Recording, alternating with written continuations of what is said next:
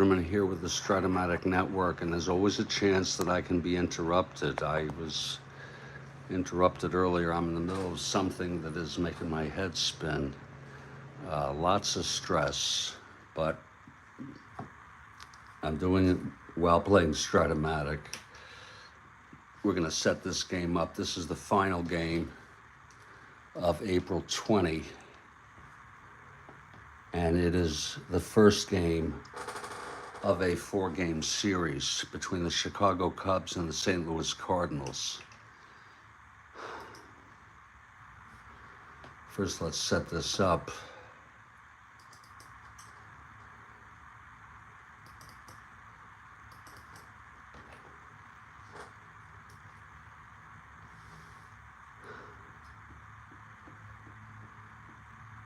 The Cubs come into this game with a record of 3-3, and they are 2 games behind.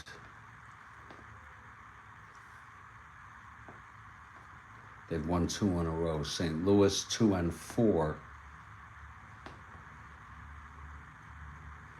3 games out, and they've lost 3 in a row.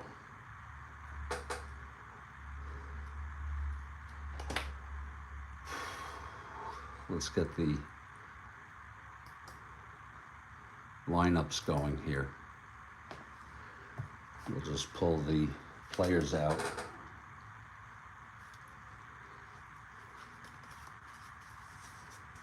And then when I list them,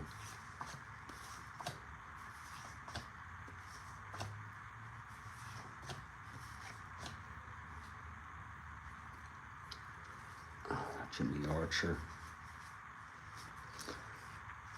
Jack Feister will be the pitcher.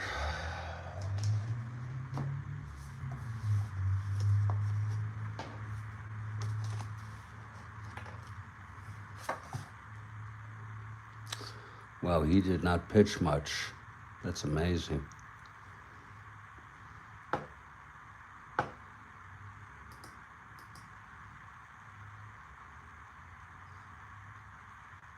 This was his final season, and they have him with a record of 1-4 on Baseball Reference.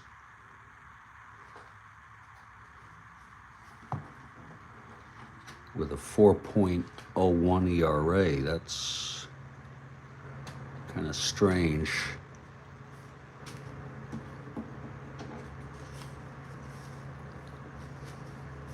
Let me just make sure that there isn't another card here.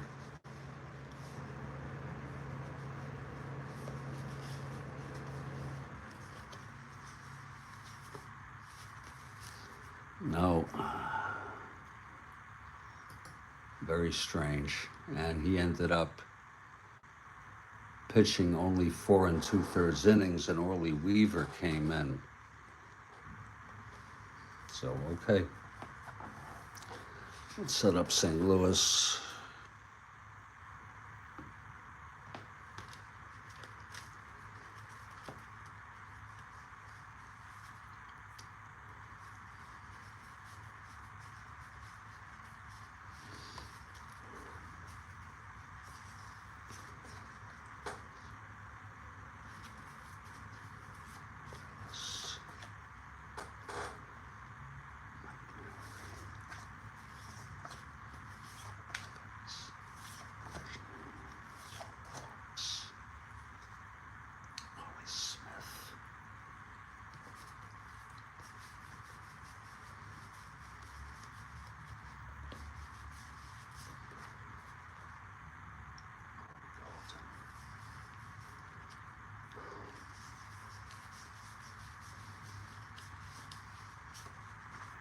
Roy Golden will be the pitcher.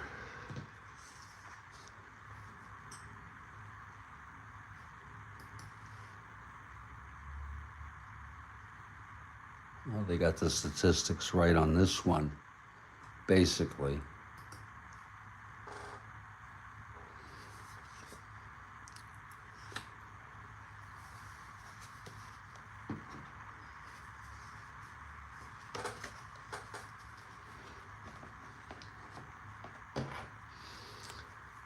Okay, let's put in the pitchers.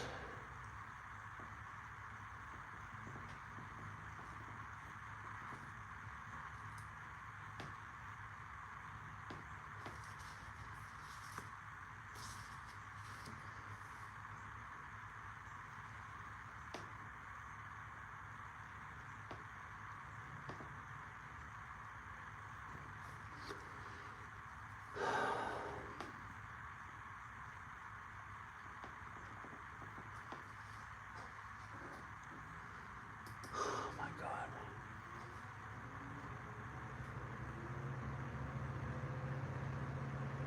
Feister has already pitched. He has a record of 1-0.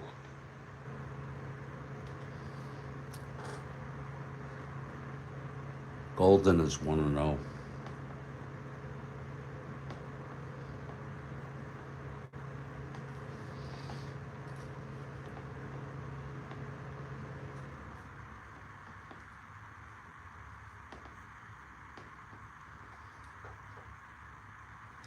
Seven plus three.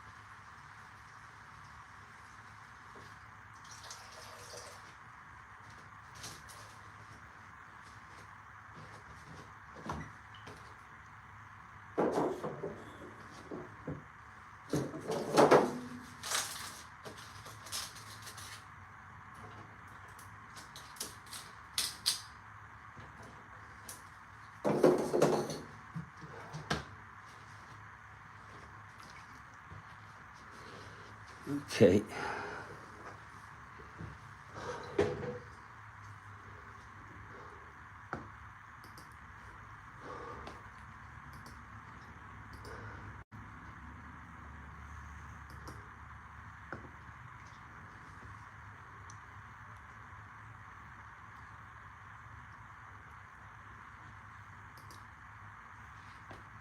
Well, I'm just setting up, JC. I haven't been looking at the text. I'm just setting up this game.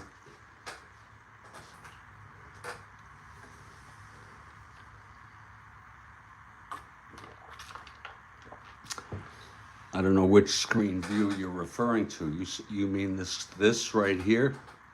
Looks like a painting. Okay, I'm gonna have to look away from the screen again as I put in the lineups. Johnny Evers leading off at second base.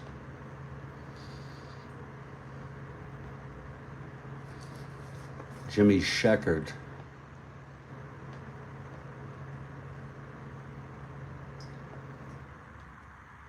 in left field. Oh, Christ. Al Kaiser in center.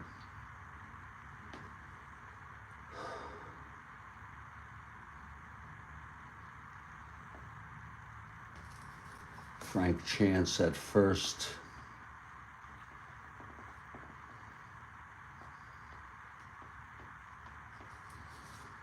Wildfire Schultze, who was they didn't call it the MVP, they had a different name for it.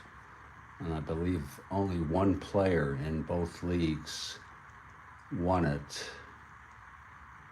Wildfire Frank Schultze in right field.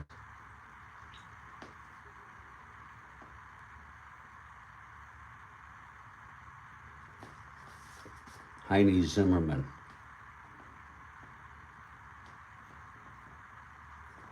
A favorite of mine, and I think Kathy.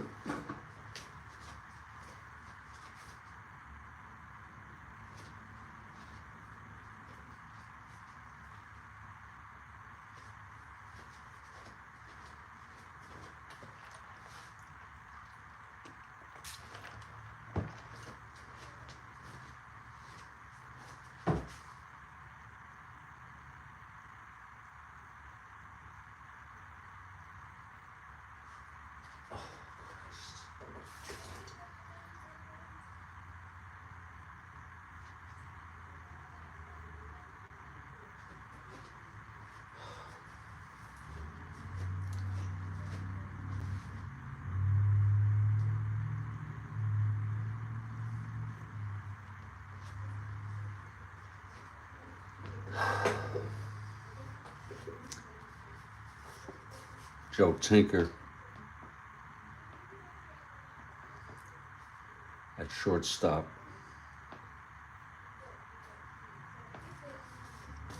Jimmy Archer.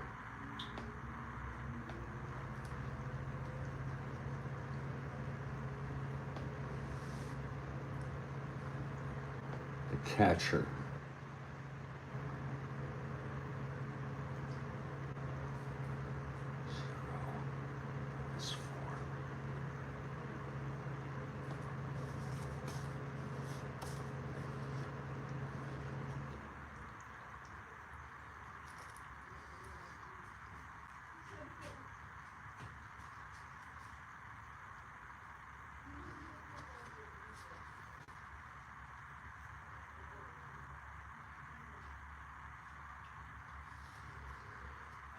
For St. Louis. Hauser leading off at short.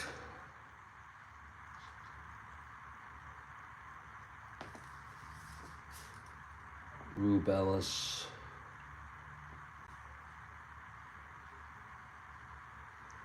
In left field.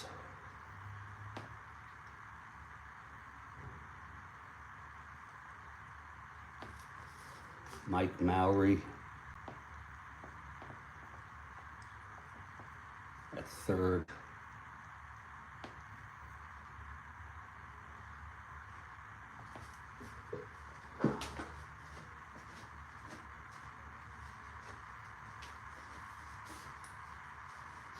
Ed Konechi,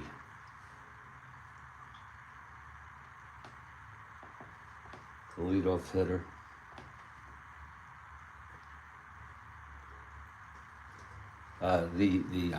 The cleanup hitter at first. Steve Evans in right field.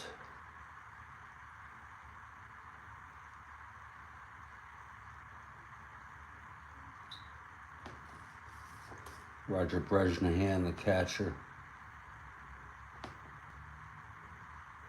It's actually Bresnahan.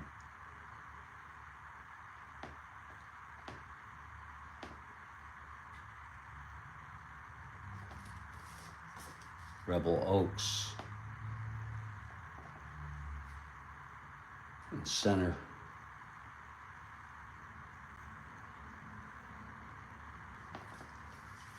Wally Smith at second, and Golden, the pitcher.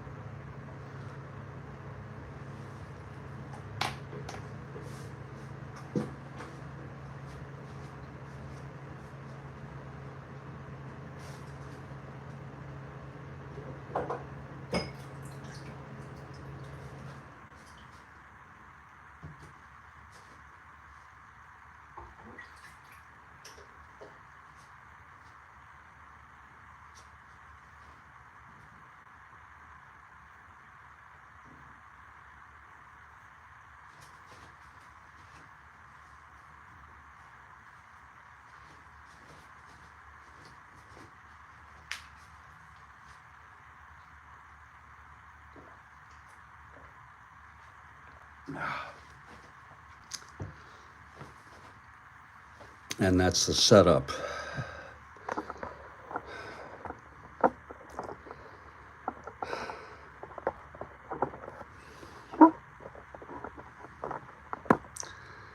I'm going to collect myself before we get started. And I will be back in just a couple minutes here.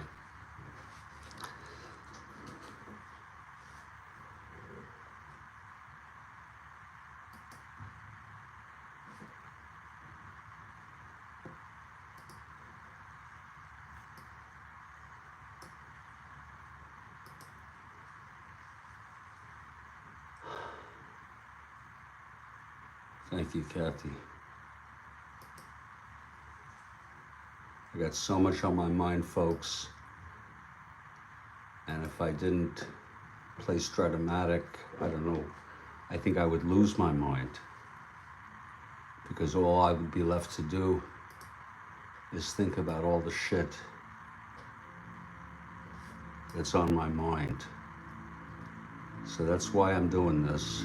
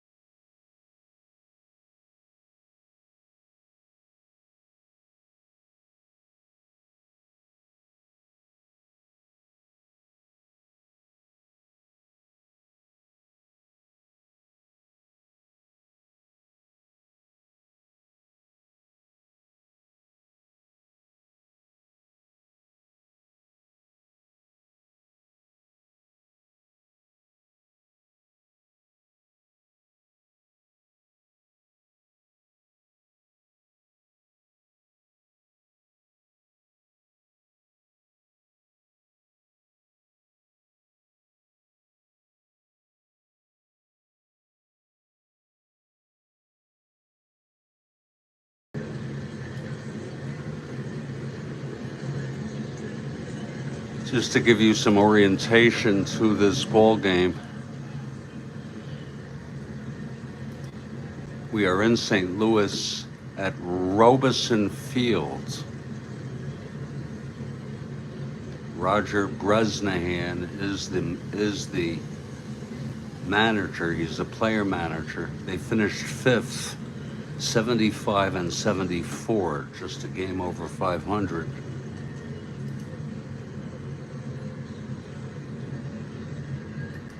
The Cubs finished 2nd, 92 and 62. Still a very good team from the earlier 1900s when they won pennants and I think a World Series. Attendance for this game is estimated. It says 12,000. It's estimated.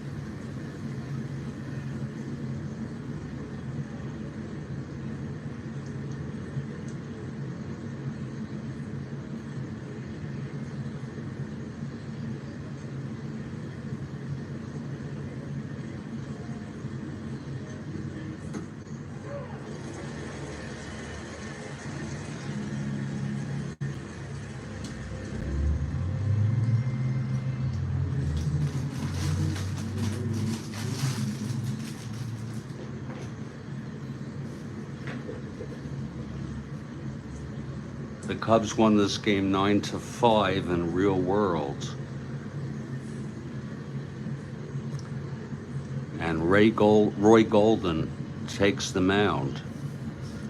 Again, he was 4-9 with a 5.01 ERA in real world.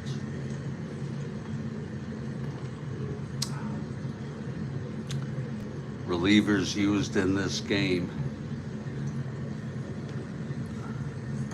Orly Weaver came in. He came in the 5th inning. And for St. Louis, Steele and Loudermilk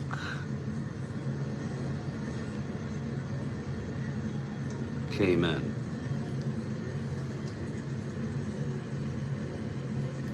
And I'm having a devil of a time getting my glasses clean.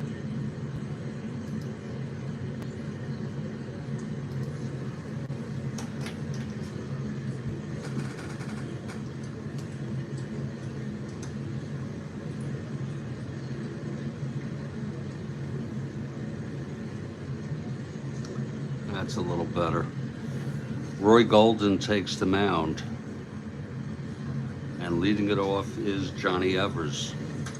Off Tinkers to Evers to Chance.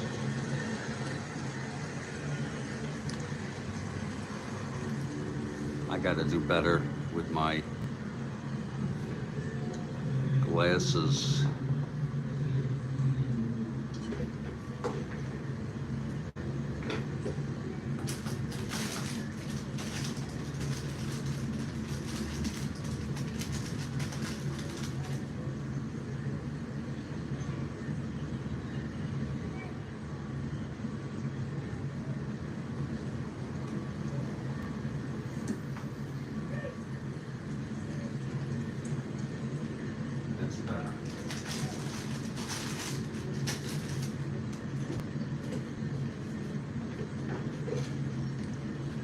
Okay, Golden is ready.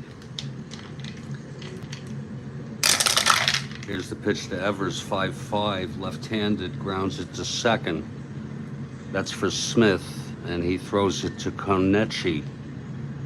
One away, and we are underway here.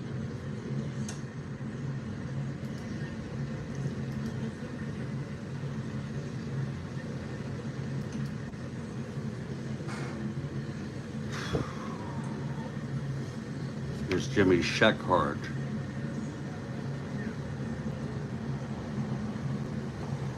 Kathy Harden notes that Ogden Nash said of Bresnahan, B is for Bresnahan back at the plate. The Cubs were his love and McGraw his hate. So Ogden Nash, a poet.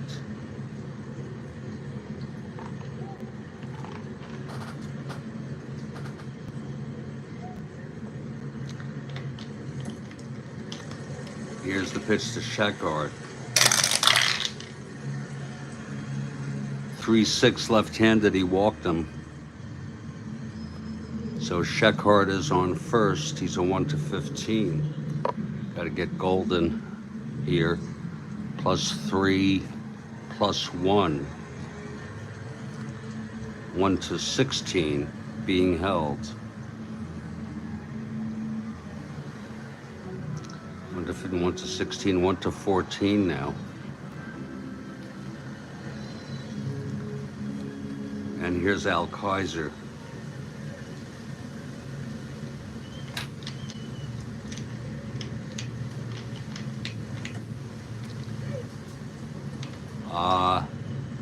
Oh, okay, back off the plate. Yeah. I think I got the point.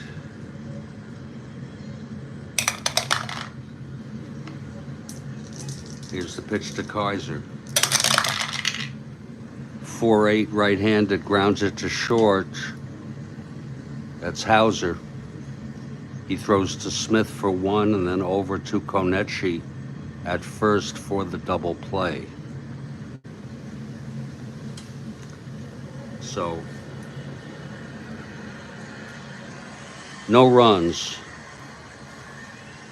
no hits, the walk to Sheckard, and he was doubled up.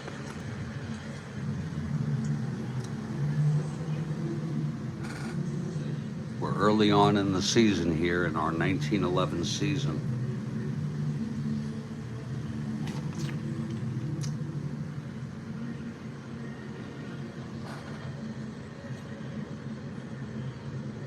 And here's Jack Feister. Feister also pitched very little.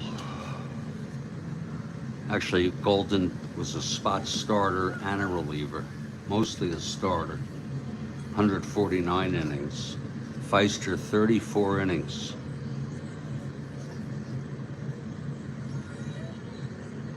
He is a left-handed pitcher. And Arnold Hauser leads it off. In 1911, on July 11, the Cards were involved in a bad trade wreck in Connecticut.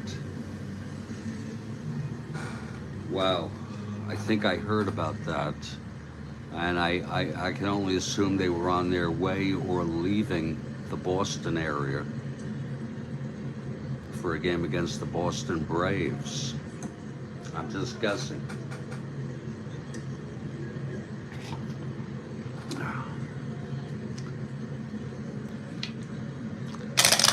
Here's the pitch to Hauser, 3-8 left-handed, pops it up to short. And Tinker makes the catch, 1 away. Now here's Rubelis.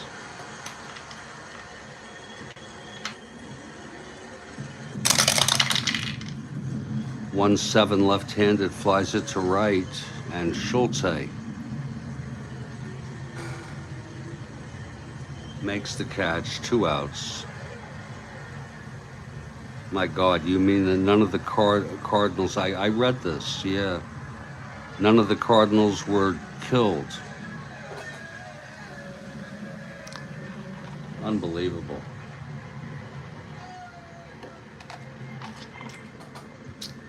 Maybe it was because they were where they were sitting. Here's Mike Mowry. Wonder if any of them were hurt. The pitch to Mowry, 5-6, struck him out. And it's a 1-2-3 inning for Feister.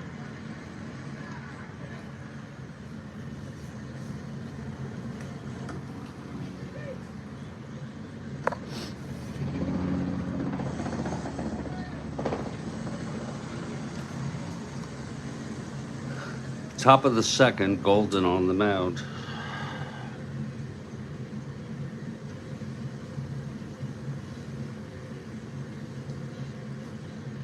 Pre-trip change by Bresnahan of the Pullman car. I don't know what that means, Kathy.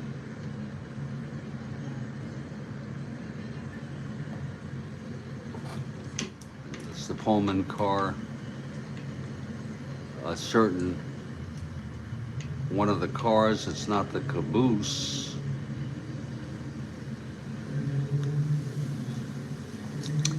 Okay, the legendary Frank Chance. He's also the player. Oh, shit. He's a player manager, I believe.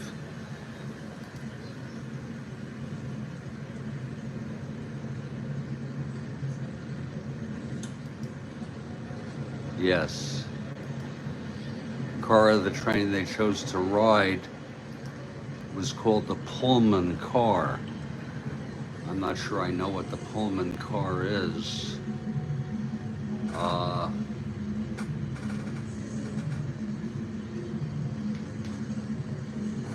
Maybe it was the first car after the front, the whatever you call it, I don't know what you call the front car, the locomotive. Maybe they were.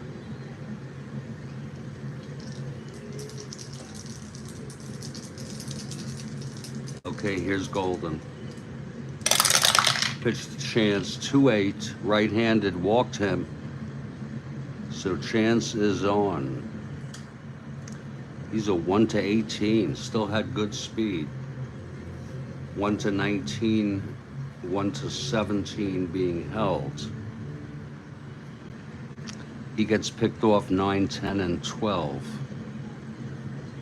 I'm sorry, he does not get picked off. He's 1-18, 1-19, being held 1-17. Here's Wildfire now. Heine on deck. Oh, the inventor name, okay. He's gonna go for the lead chance.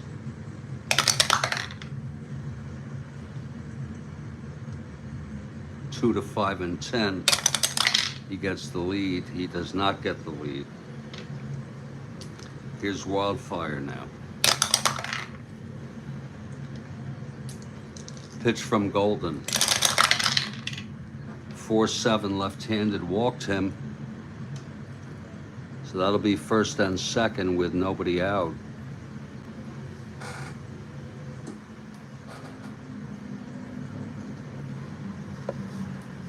And it's Heine Zimmerman coming up.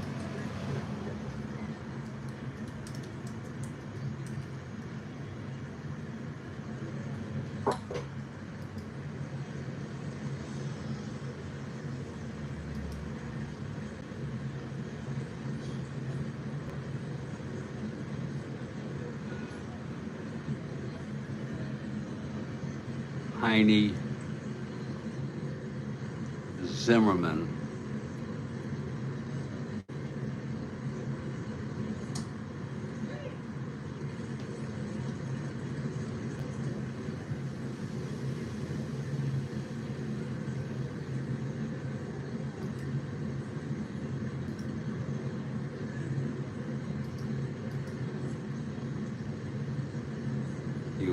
His first name was Henry. I'm gonna guess he was a Jewish player. He was also called the Great Zim.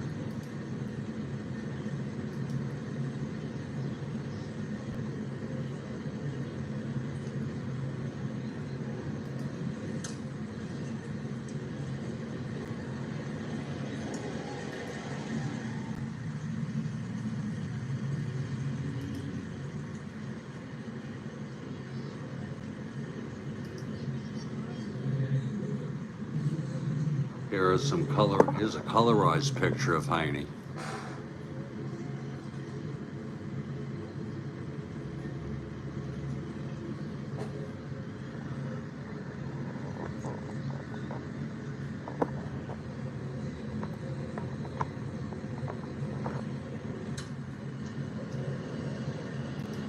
So Heine up there. 307 hitter.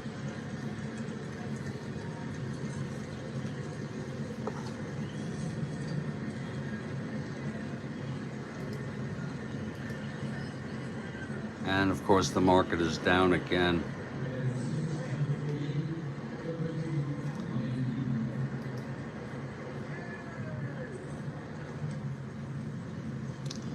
Heine is an A bunter. We're going to have him bunt.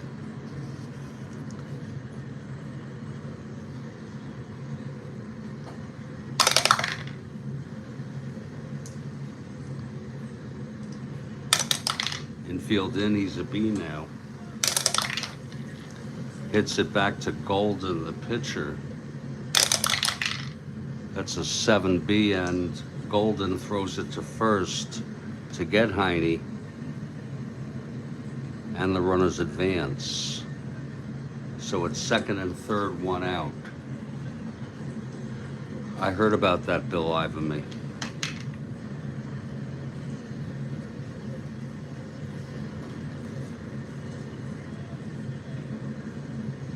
Joe Tinker now, infield is in. Second and third, only one out.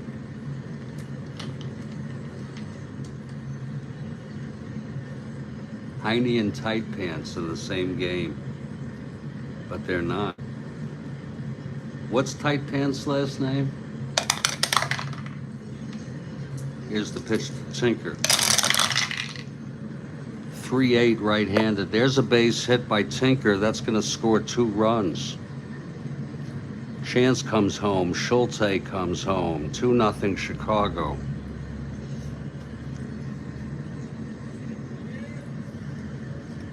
Again, a 3-8 right-handed single, 2 asteroids.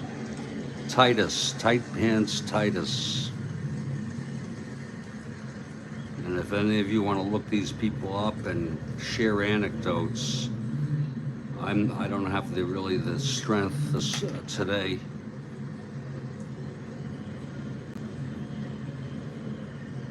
to be showing too many pictures or providing biographical anecdotes, but I appreciate those of you who do. Kathy Harden did, Bill Ivamy did, anybody else.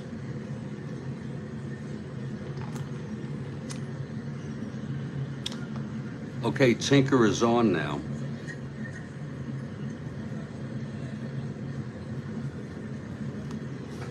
So 1-15, 1-16. 1-14 being held.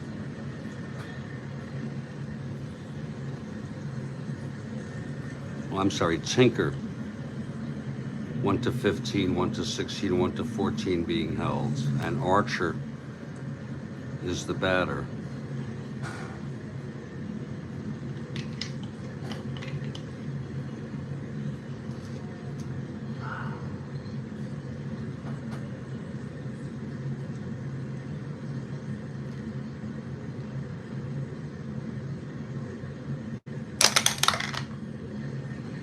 Here's the pitch to Archer.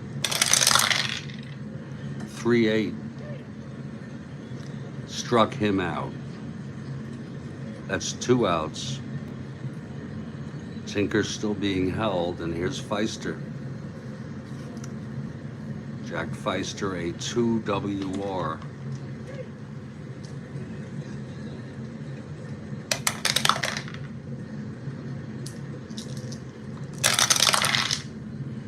.36, he grounds it to short, and that's fielded by Hauser, and he fires it to Konechi, and the side is retired, but the damage is done. 2 runs on 2 base on balls, a sacrifice, putting them both in scoring position, and then the single by Tinker.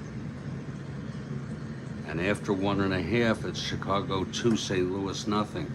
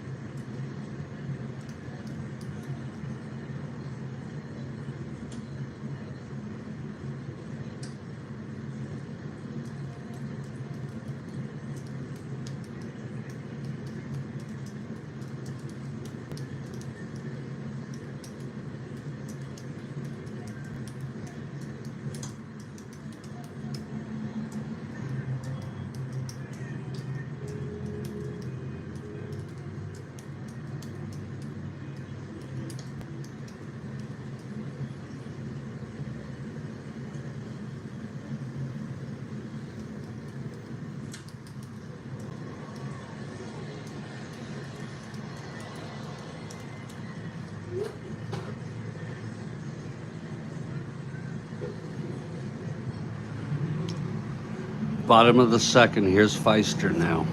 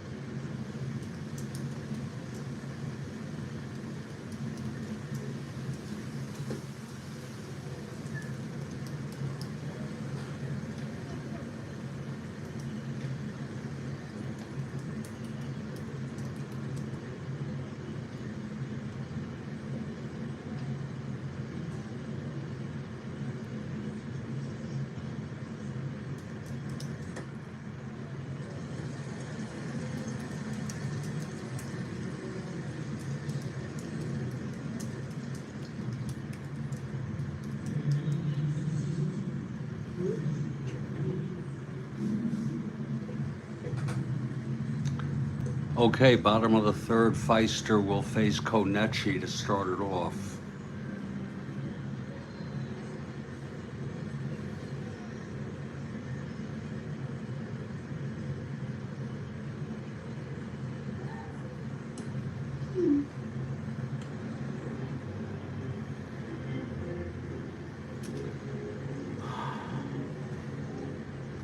And I'm in the middle of handling some business, and I apologize.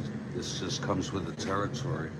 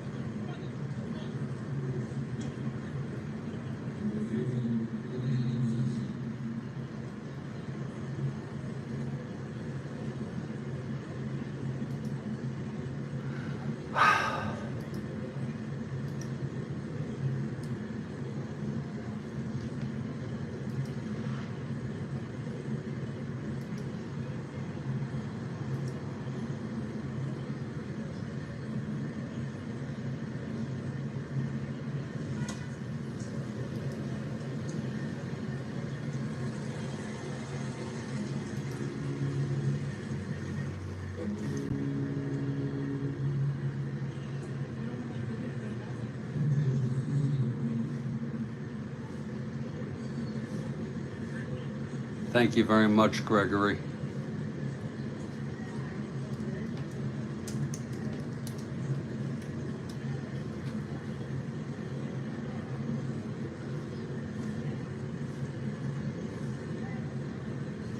Those other people, sometimes I have people standing in for me. One has a very high voice, the other has a very low voice.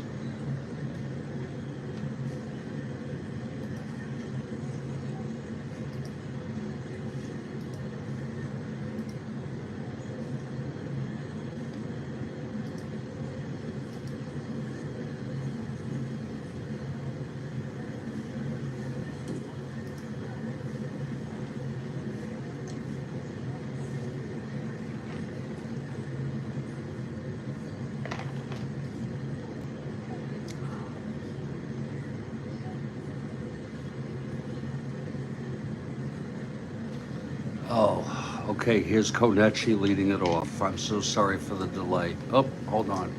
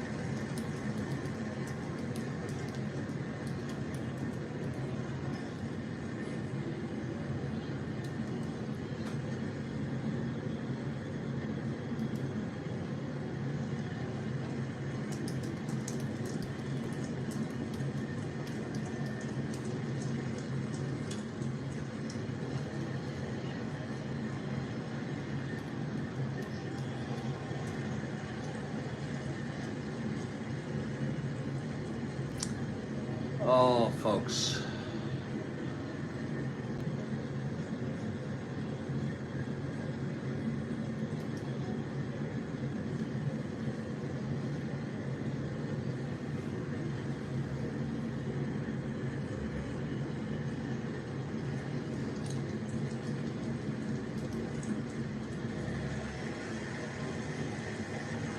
Okay, here's Konechi. That's a reroll.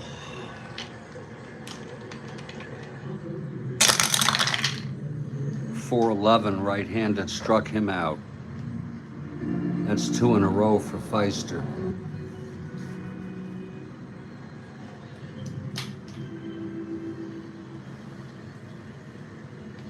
Oh.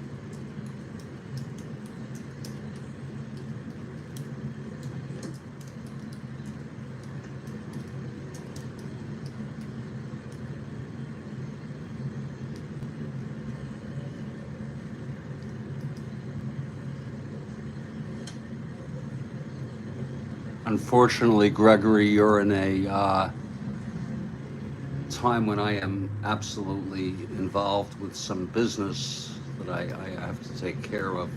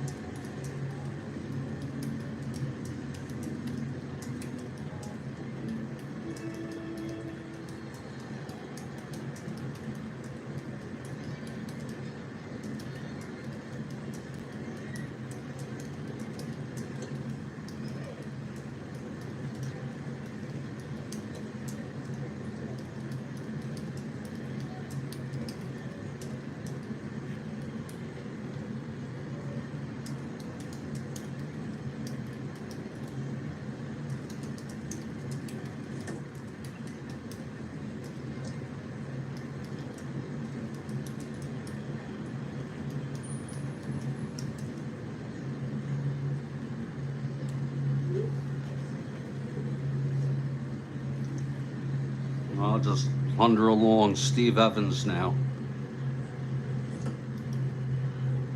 It's very kind of you, Gregory. Unfortunately, you're catching me at a time, very bad time.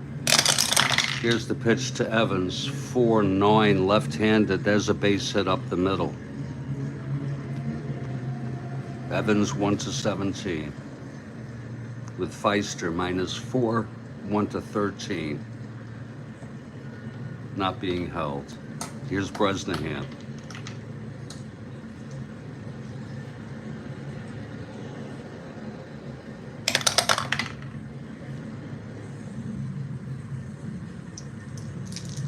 The pitch to Bresnahan.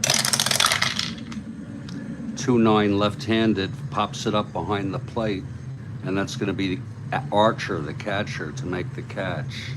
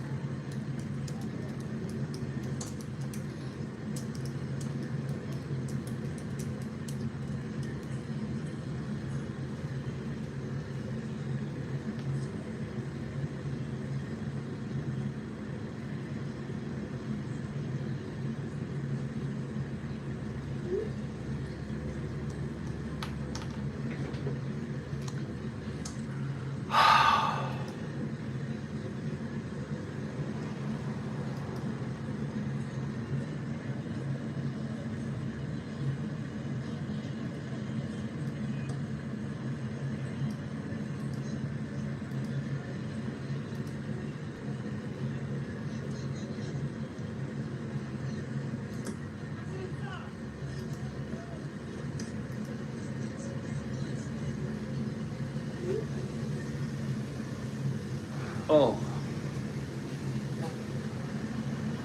someday I'll let you know, I'll know what I've been dealing with, okay?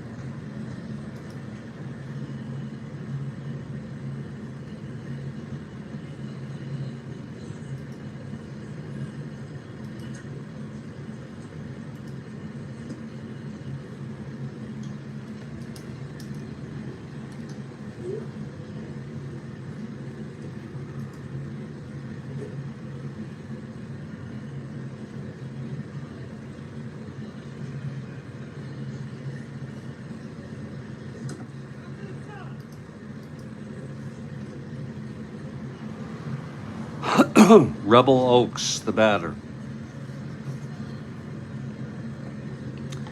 Not only is this small ball, this is slow ball.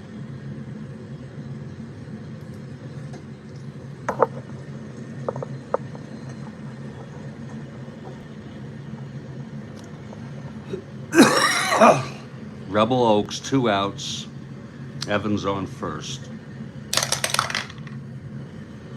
Possible balk or wild pitch or pass ball. It's a possible balk. His balk rating is 0.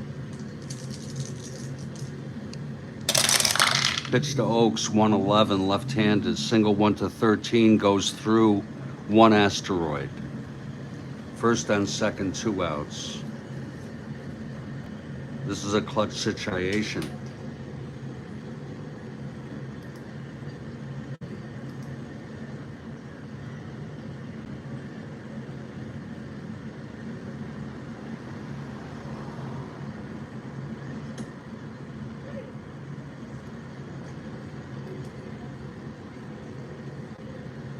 Wally Smith, the batter.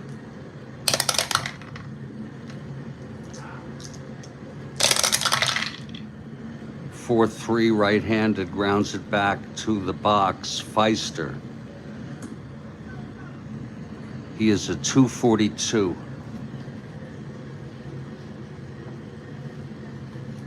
13. That's going to be a 42. He may boot this.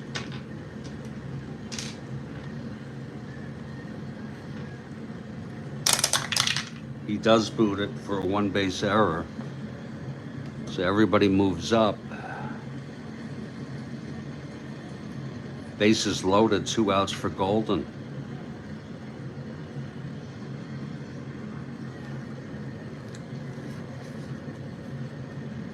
Okay, Feister just has Golden.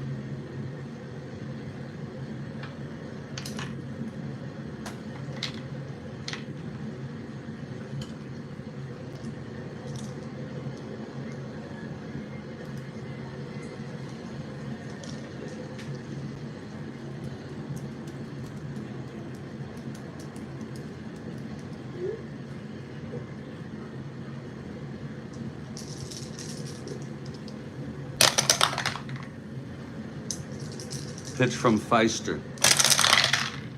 5'9", right-handed. That's a triple 1 to 6. It's a triple, bases clearing for Roy Golden, and it's all unearned.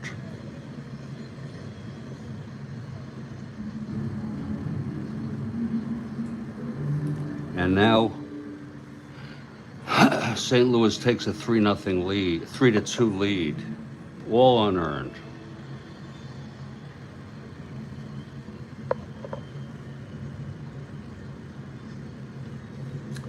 Leave it to Feister.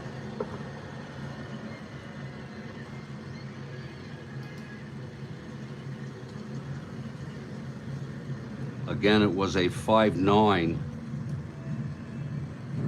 right-handed, triple 1 to 6, and it was a 3.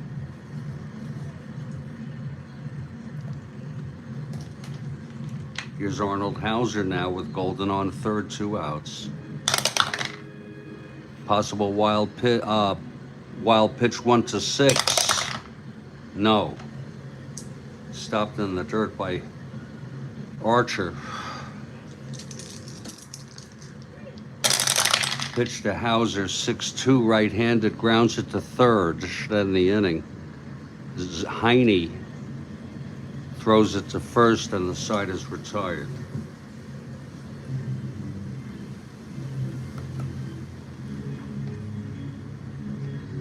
3 runs on 3 hits.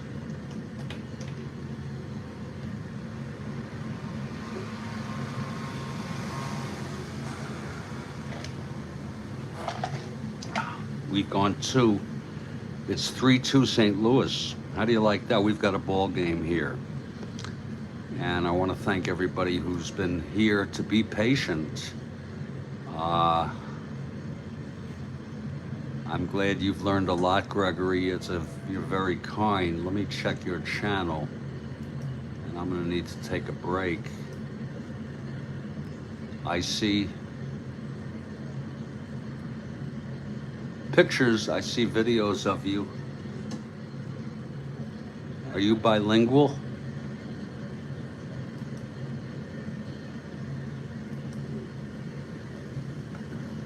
You're a very handsome young man.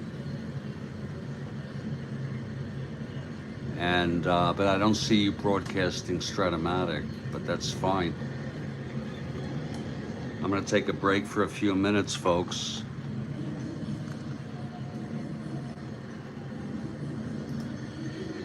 This is the Strat-O-Matic network.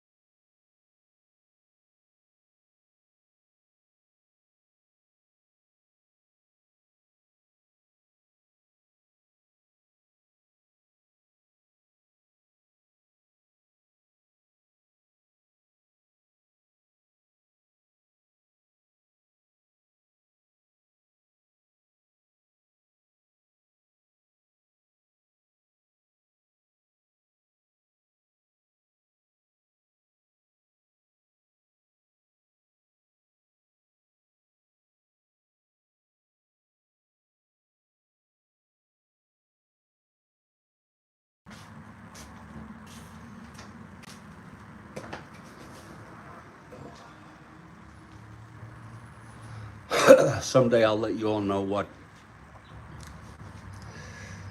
shit that I've been dealing with, especially in this game, which has been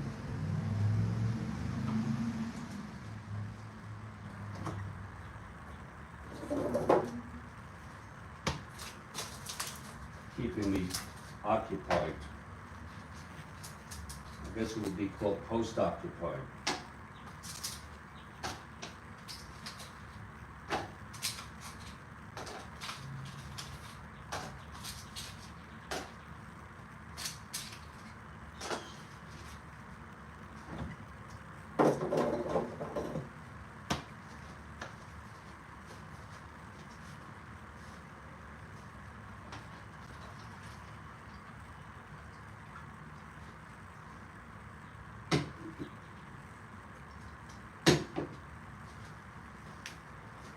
What the hell happened here?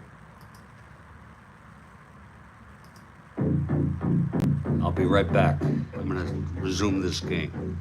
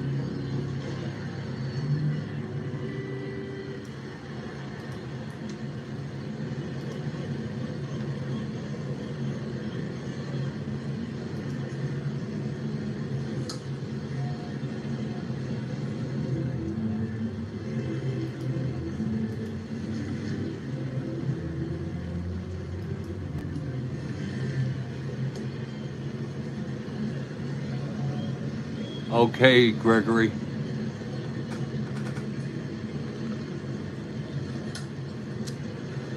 Good for you. Good for you.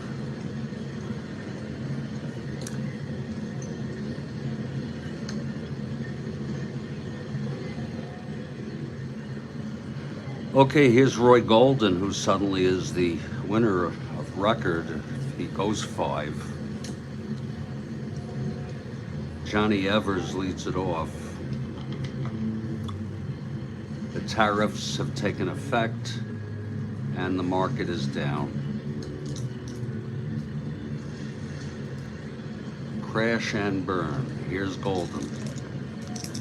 Evers grounded to second in the first. That's 2-6 right-handed, flies it to right, and that's for Evans. Makes the catch, 1 out. And Jimmy Sheckard is the batter. He walked and was doubled up.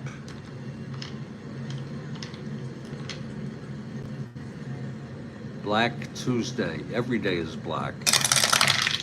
Should call it red, though. 2-9, right-handed, grounds it to short. That's for Hauser. 2 outs. And here's Al Kaiser.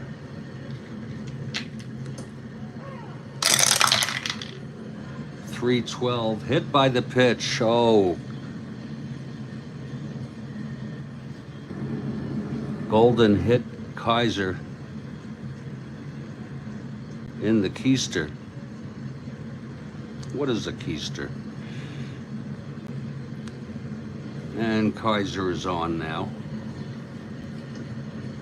1-15, 1-16, 1-14 being held. And here's Frank Chance. They're going to take a chance and they're going to go for this, but that's a possible wild pitch.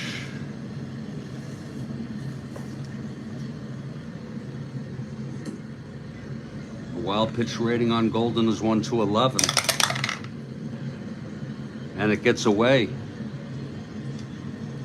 And he gets to second on a wild pitch by Golden. In that case, I assume the rule is I don't have to steal now. A wild pitch by Golden.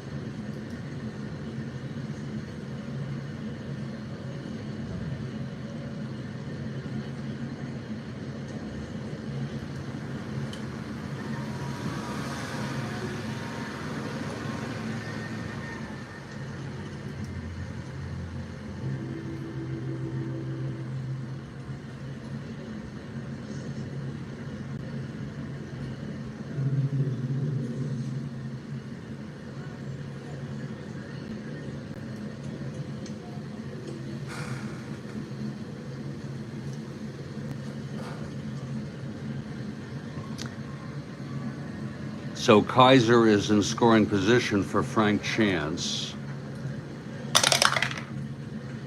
That is actually that roll was unnecessary. Here's the pitch to Chance. 3-8, right-handed, walked him. 4th walk given up by Golden.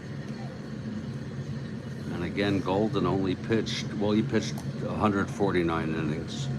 First and second, and here comes Wildfire Schulte, the MVP this season. 300 average, a whopping 21 home runs. 107 runs batted in.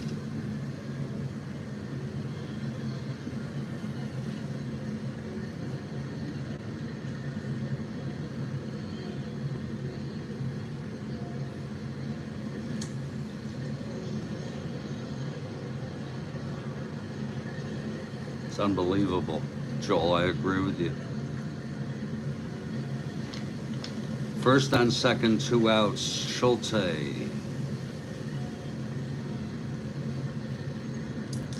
I don't think I did the havoc roll.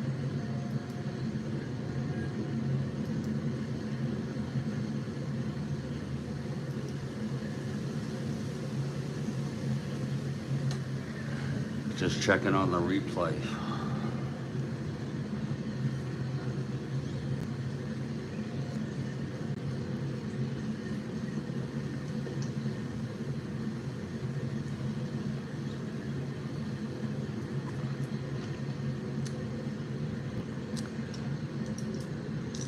No, I did not.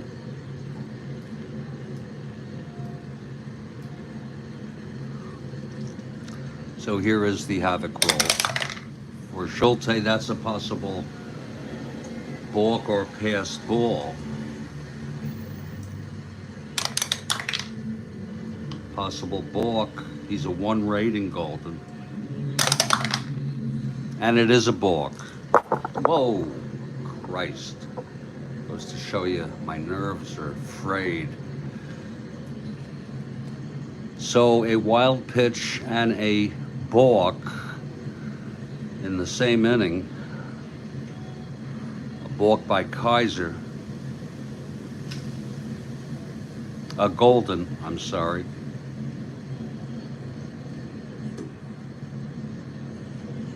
They don't have a thing here for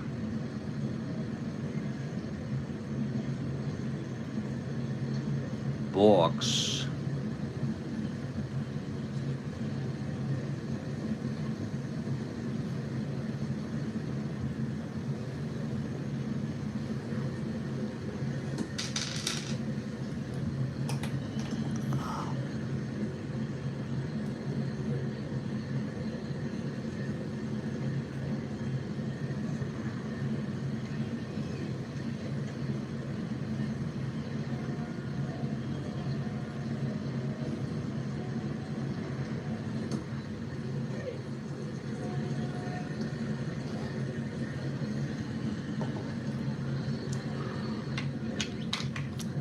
Okay, Schulte, second and third. They had second and third. They had second and third last inning with 2 outs. Actually, it was with 1 out when they scored 2. It's going to be a big at bat here. Now the pitch to Schulte.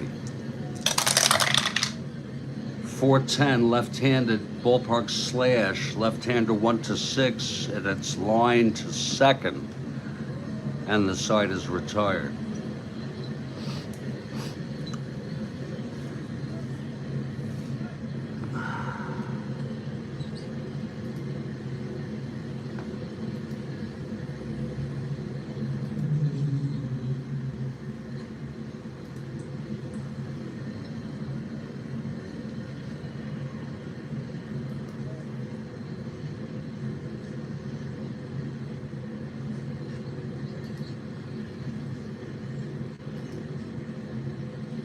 My God, it's a bloodbath again. The Dow is down 723. The NASDAQ is down 356. The S&P is down 109. It's a bloodbath.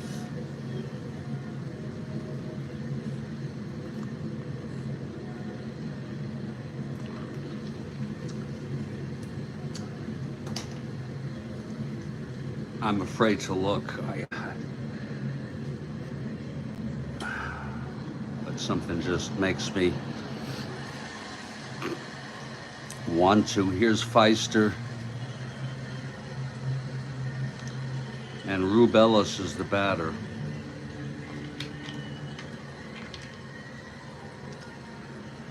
Oh.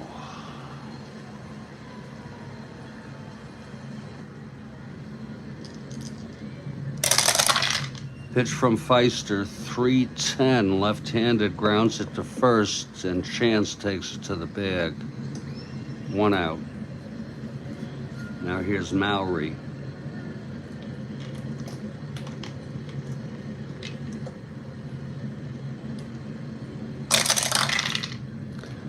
One three, left-handed, single 1-9. That's a line out to short, 2 away for Konechi.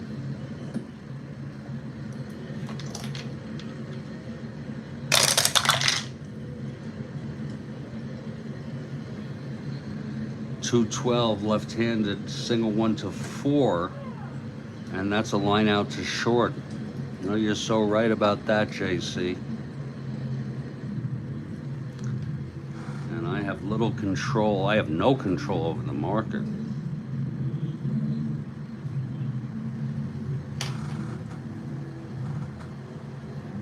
But I just want to see how badly off I am.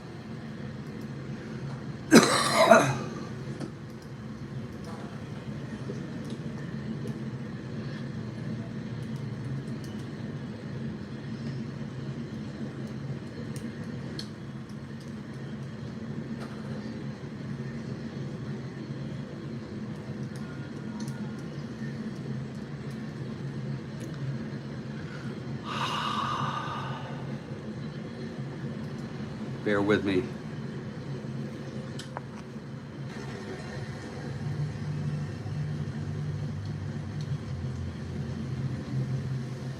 Well, it's not quite as bad as I thought.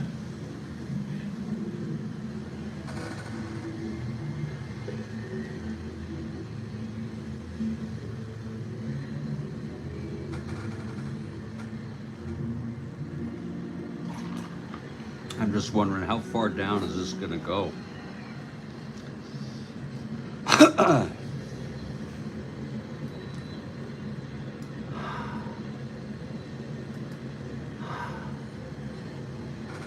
All right.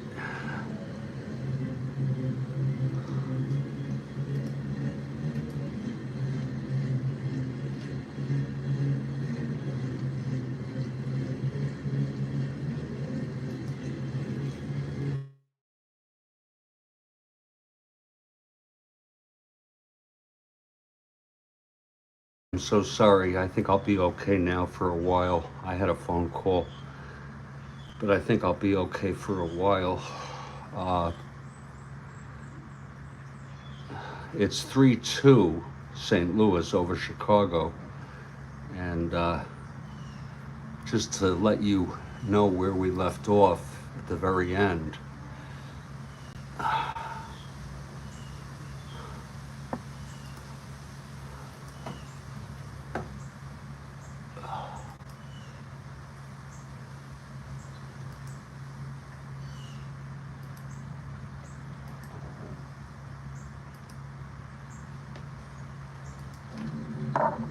It was Ed Konecny. 212 left-handed, single 1 to 4, and that's a line out to short. Well, you're so right about that, JC. And I have little control. I have no control over the market.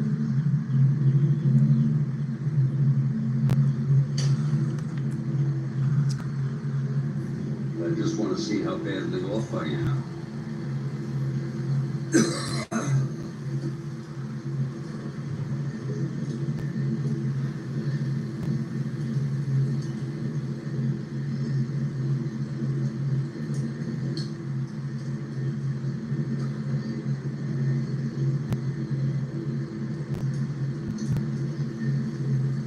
And that's where the phone call came in.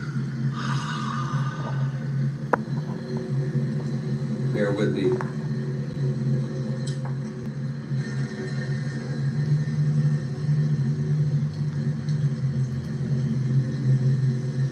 Well, it's not quite as bad as I thought.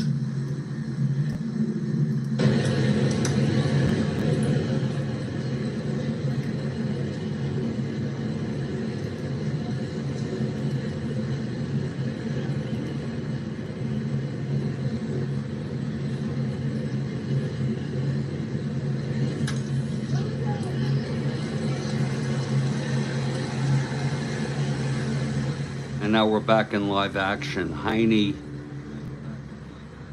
Zimmerman is due up.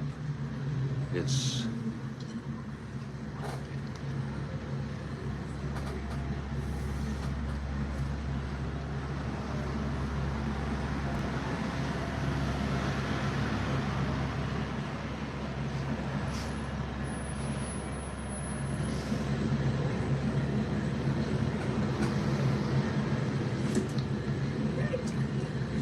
And I'm going to wait for maybe a few more people who would be kind enough to join us here for the continuation of this ball game.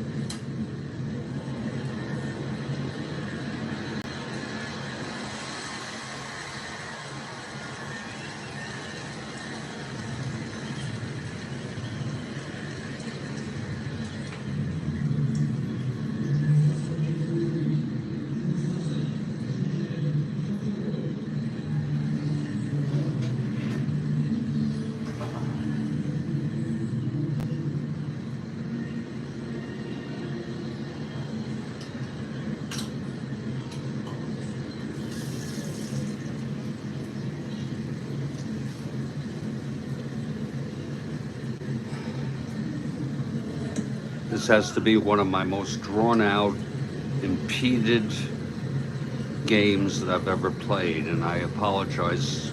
I'll let you know what I've been going through when it's safe to do so. It's an event going on in my life that is overwhelming.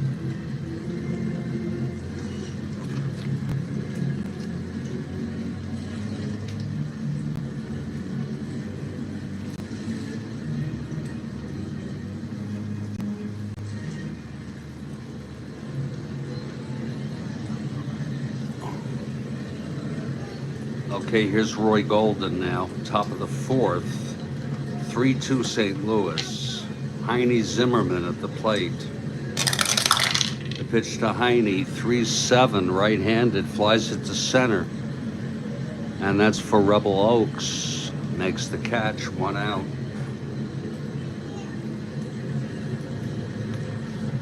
Now Joe Tinker is the batter.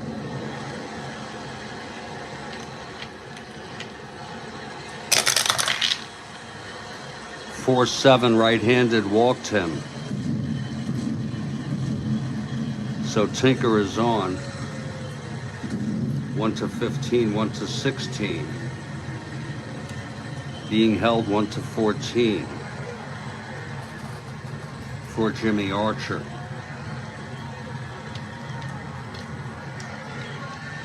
We're going to go for the steal.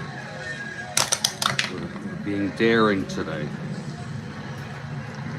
He gets the lead on a 2-8 and 12. Picked off. We're not going to go for the lead. I'm going to take that back. After reading it, now here's Archer. And that's allowed to say you're going to go for the lead, and then to look, because you didn't look closely enough, and then withdraw it. Now here's Archer. We already did the havoc roll. That's 4-5 right-handed, grounds it to short X. That'll be Hauser 364. That's going to go through 1 3-base hit, 2 asteroids.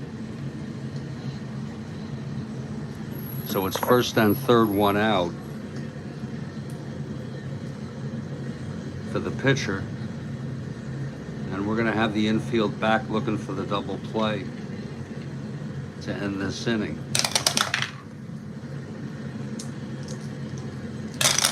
Pitch to Feister, 6-6, right-handed. Walked him. My goodness, Golden has reloaded him. His first endurance is the 5th.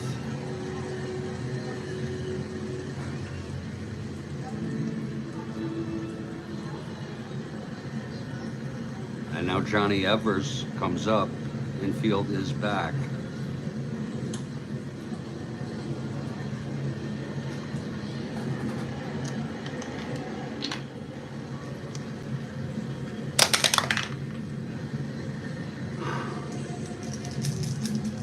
Pitch to Evers. 4-11.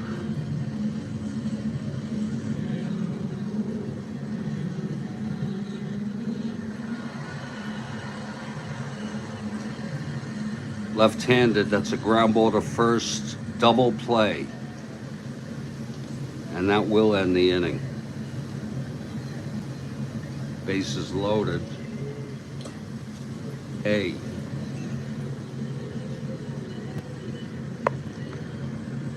So it's no runs, 1 hit, 2 walks, and 2 left.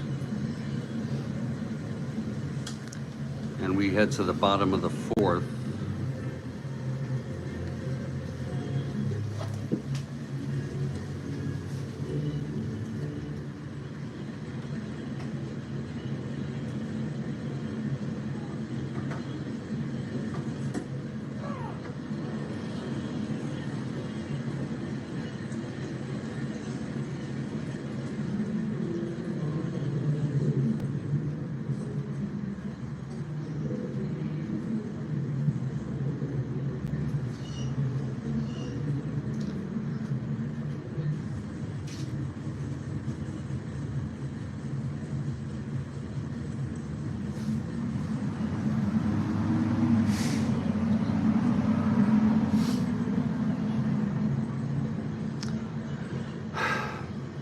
Here's Feister now. His first endurance is the 8th, but he only went 4+ innings.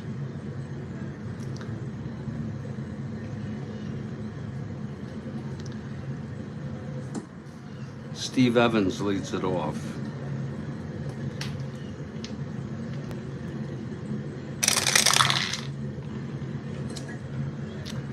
Two. Left-handed, grounds it back to Feister, and he throws it to first, 1 out. And here's Bresnahan.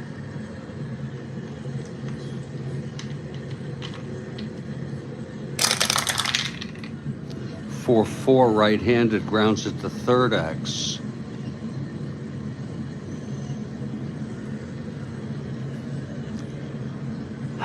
That's for Heine. 265. 22 throws him out. 2 outs. And here's Rebel Oaks.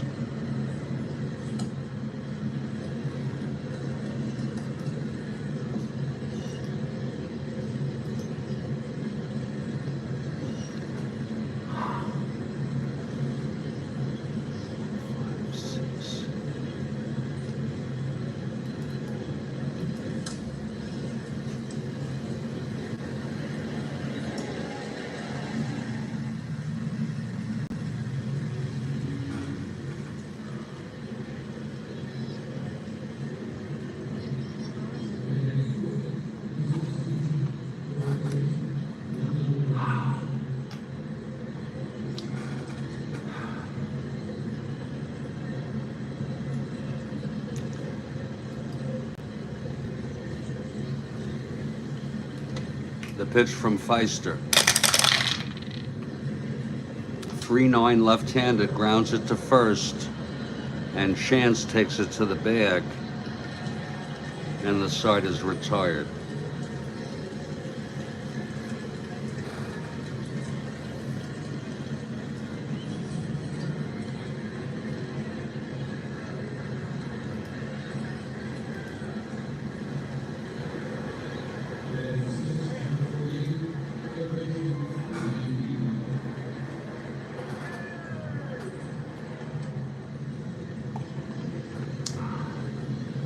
Top of the fifth. Was I using Feister? I hope I was using Golden. I hope I was using Feister.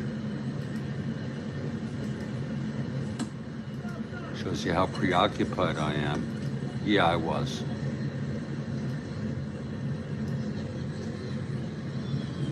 Here's Golden now.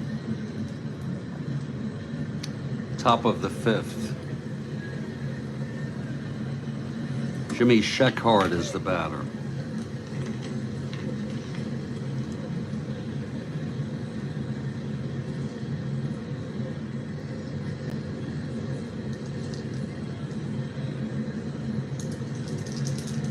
This is Golden's first endurance inning.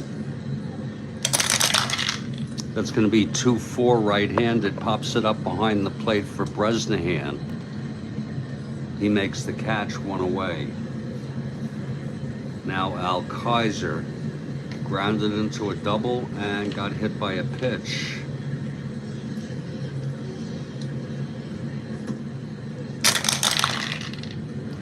Five right-handed struck him out.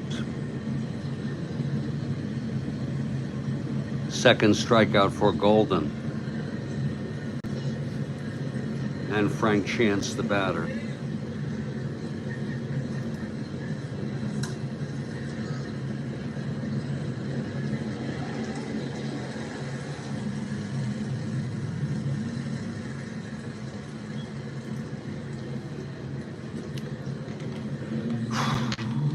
Here's Golden. 2-7 right-handed, walked him. Chance has walked 3 times today. 1 to 18, 1 to 19, 1 to 17 with the hold. With Wildfire Schulte at the plate. We're gonna just let Schulte swing away here.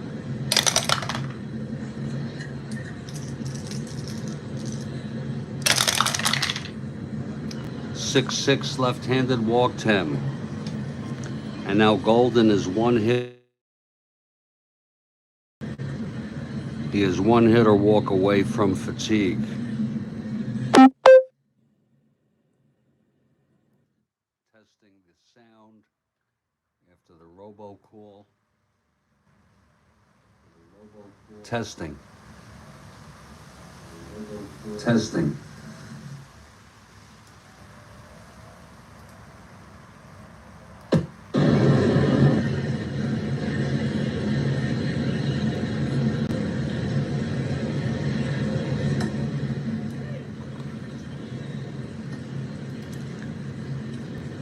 Orly Weaver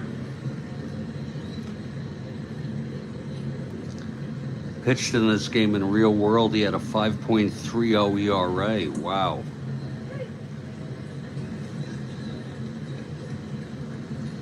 I may go with Fred Toney instead in this close ball game. But we'll make our pick when that time comes. Orly eventually was traded to the Braves. First on second, 2 outs. Here's Heine now.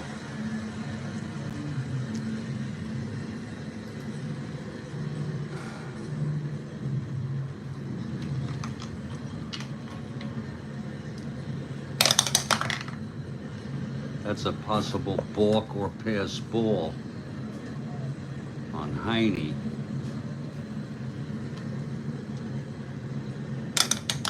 That's a possible balk. He has a Balk rating of 1. He's already thrown one balk, had one balk, but not this time. Here's the pitch to Heine. 6'10" right-handed, flies it to center X. That's going to be for Rebel Oaks, 217.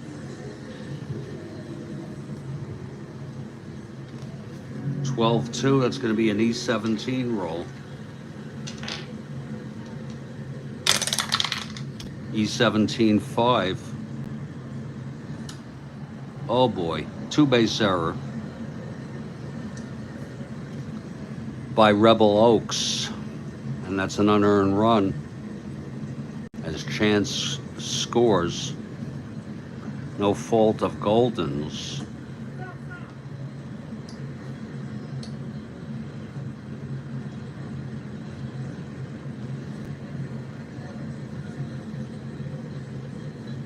Heine on second, Schulte on third, 2 outs. Joe Tinker, the batter.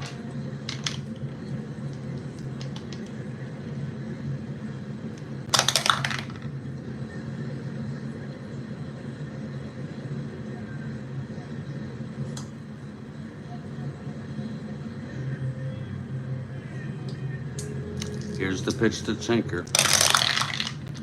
212 right-handed. There's a clutch situation reversal, pops it up. We'll call it to first base, and the side is retired. Joe Tinker with a 212 right-handed clutch reversal. But 1 run scores, and it's a tie ball game. And Roy Golden gets out of that maintaining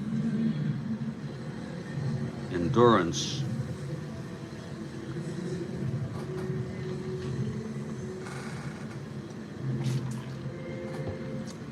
We move to the bottom of the 5th.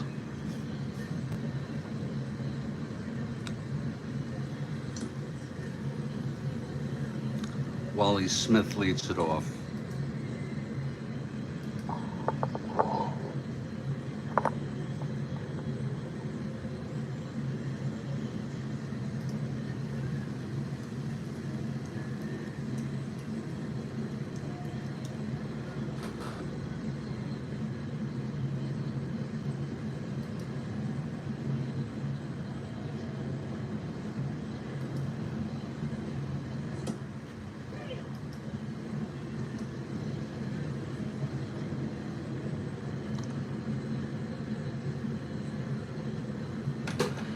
Smith reached on the error by Feister and scored on the triple, the 3-run triple.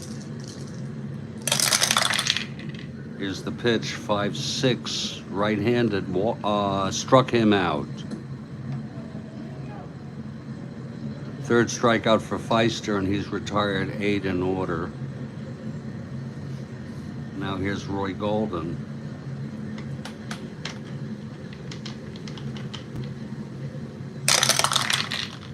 .65 right-handed, grounds to short X. Tinker 160. 13-1, throws him out. 2-away. And here's Arnold Hauser.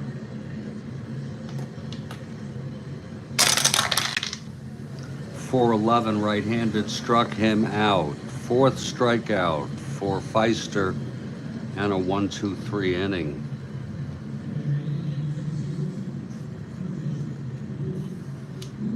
We move to the top of the 6th. Kathy Harden says, Rebel Oaks is making me think of Civil War, and then to why did the South have plantations instead of family farms like the Midwest and the North? Oh yeah. Yeah. And just to think,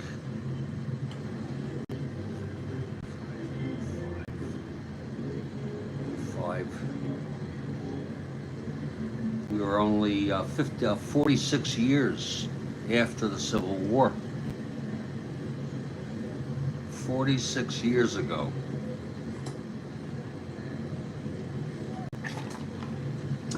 lot of people. There were people, quite a few people. I don't know how many, but someone who was, let's say 20 during the Civil War.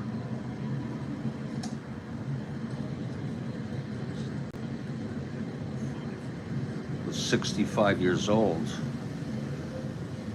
And even people younger, in their late 50s or so, with maybe children, and remember the Civil War. What a time. Roy Golden, in his second endurance inning, he has 2 walks against him in his first endurance inning.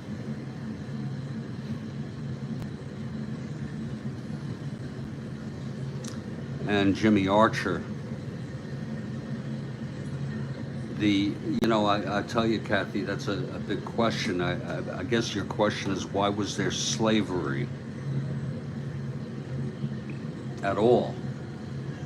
And I think a lot of it has to do with, there was slavery all over the country, but most of it was in the South. I'm no expert,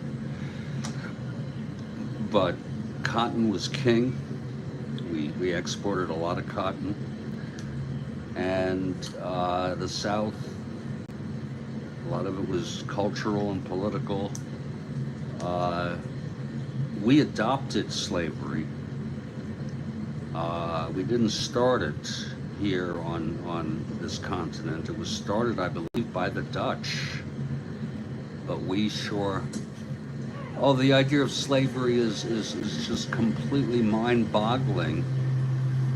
You're right about that, Joel, and I think about it, and I think, Lord, this country was born for about 80 to 90 years before the problem came up. It was brewing. The problem was brewing for a decade, simmering, and then when Lincoln won the election, that's when South Carolina became the first nation to secede, and then others followed. And before his inauguration, there was already a new country. If you want to think of that, that boggles my mind. The CSA, the Confederate States of America.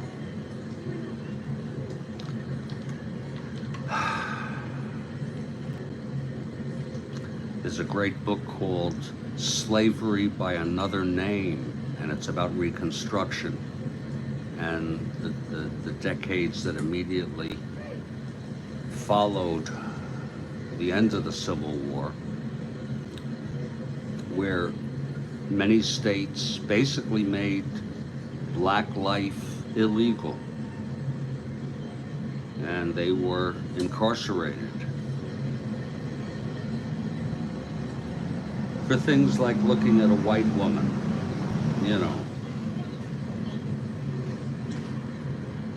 Slavery by Another Name. I strongly recommend it. There's also a documentary on it, Slavery by Another Name. Okay, here's Archer facing Golden. The pitch to Archer, 3-8 right-handed, struck him out. Golden looking to refresh his endurance. That's his second strikeout. Here's Feister now.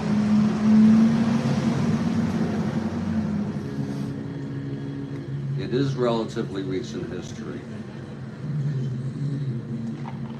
Kind of blows my mind. I'm a JFK enthusiast, interested in his history and assassination, and I think to myself, when he was president, it was only 100 years ago. And I guess to people that seemed like a long time.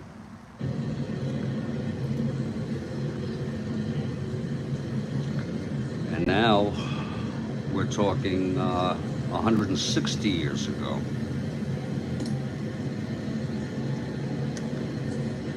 Which seems a little longer, but unbelievable.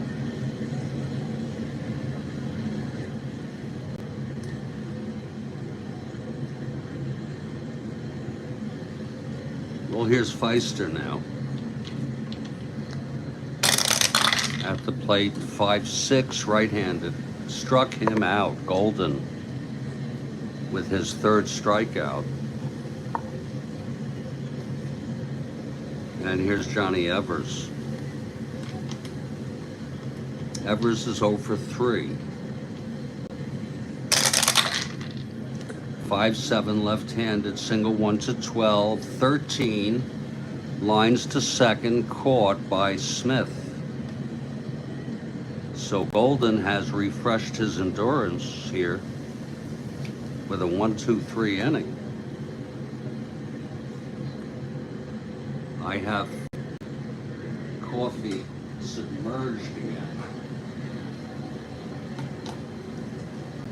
And unfortunately, I got behind on my ice cubes. So we're just going to have to wait on that a bit.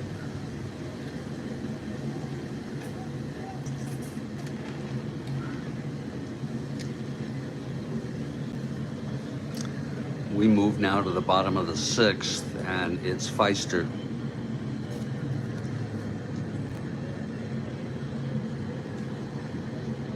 Here's Rubelis.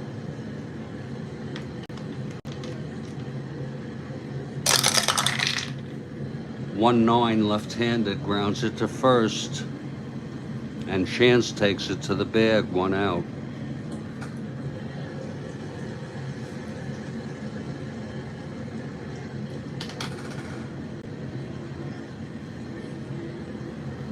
Now Mike Mowry, the batter. I'm sorry. Konechi. That was Ellis. Mowry is the batter now. 6-5 right-handed, grounds it to short X. That'll be for Tinker, 160. How do you like that? 160. 16-1 throws him out.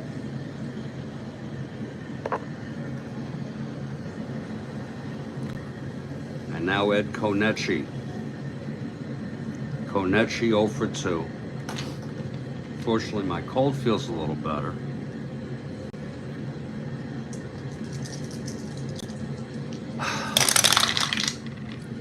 One, 2 left-handed, grounds it to second, and Evers throws it to Chance, and it's a 1-2-3 inning for both pitchers.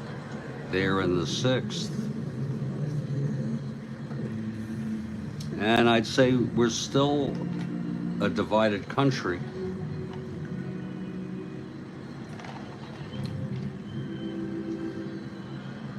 The map is kind of similar. The red and blue states, as they refer to them.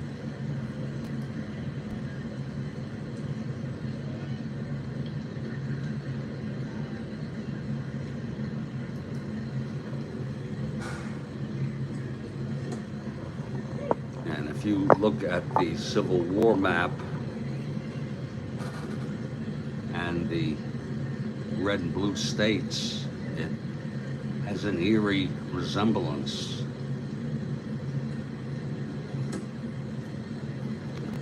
And there's a lot of people in the South, I don't want to criticize anybody who may be here, but people who fly the flag,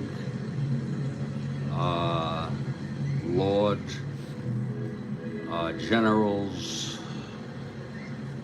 from the Confederacy and so forth, and they call it heritage, which is a euphemism.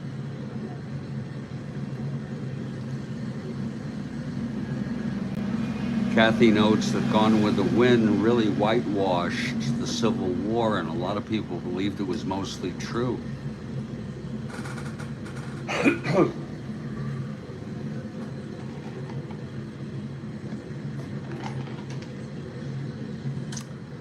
Okay, top of the seventh. It's Roy Golden on the mound now. In his third endurance inning with full endurance.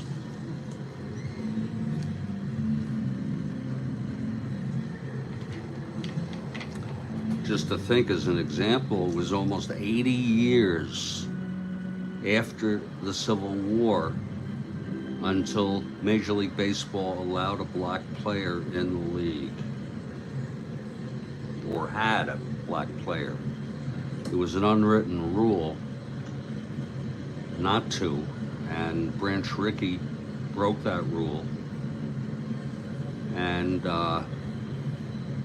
Cap Anson deserves a lot of credit for heritage equals racism when used in the context, right, of the Civil War, yeah. A euphemism for racism, right. I mean, I imagine this heritage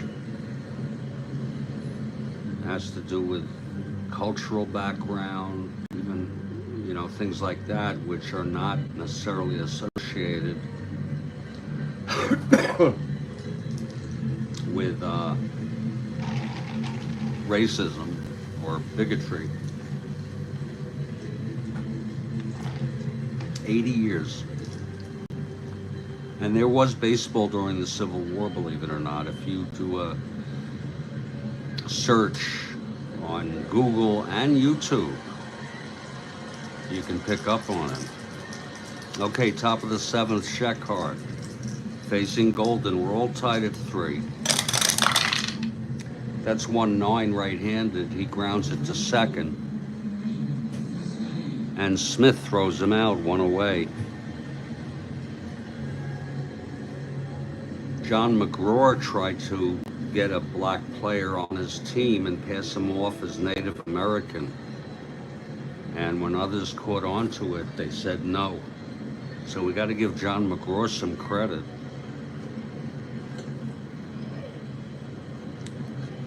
There were Native Americans, I believe. Either those who descended from Native Americans and therefore were Native Americans, or partial Native Americans who played in this era. Here's Kaiser. Golden, the windup. 6'11", right-handed, ballpark slash. 1-15, that's a 20. Line to short, 2 away. And now Frank Chance, the batter.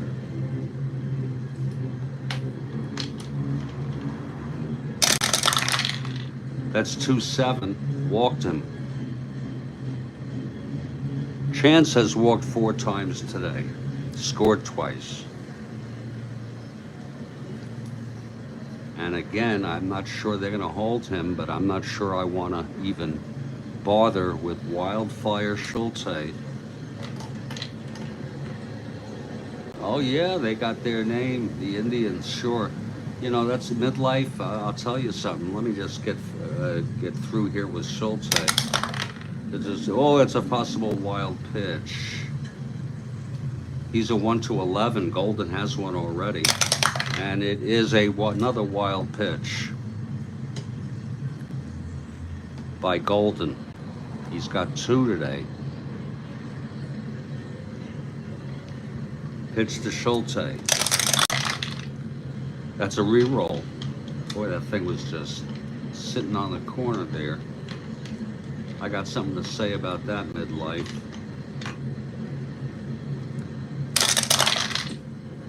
3-9 right-handed, grounds it to short. And Hauser makes the play, and the side is retired. So we got a ball game here.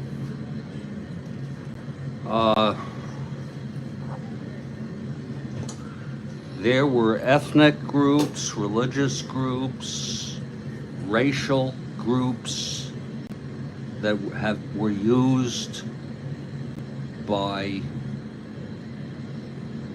teams in all sports, I think. I'm not sure that there's anything terribly wrong with the Montreal Canadiens. And we're going to take a little break for a seventh inning stretch. I'm not sure that that's as bad. You know, Montreal Canadiens, you had teams called Americans, but yeah, in our lifetime, we had the Cleveland Indians. And ironically, it turns out that it's more appropriate to refer to those people as Native Americans. So it was like a double error. Uh, you know, Louis Sakalexis, I don't know who that was.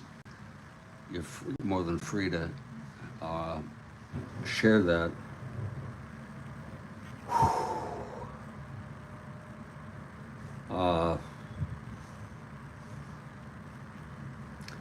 But we had the Atlanta Braves, okay? And they're still the Atlanta Braves. I think they plan to change it for next season, 2026, but I'm not certain. The Washington Redskins. You know, just think about it. That would be like you can call a team the New York Whiteskins or the Brownskins or the Blackskins. When you go with Native Americans, that's a race. Cleveland Indians, that's a race. The New York Caucasians.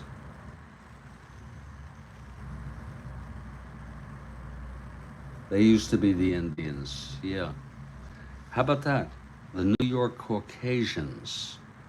I don't think there was any team that. There was the New York Jews.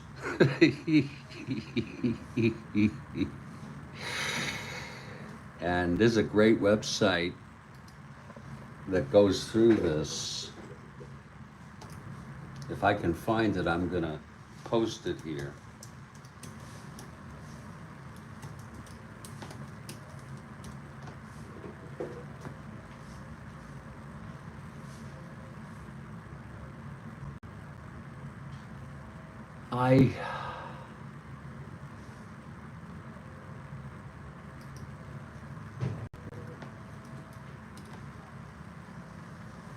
I don't think, look, the Cleveland Indians dropped their name to the Guardians.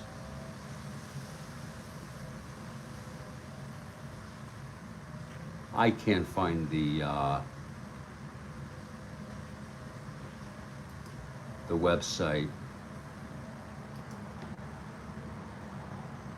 Maybe this is it.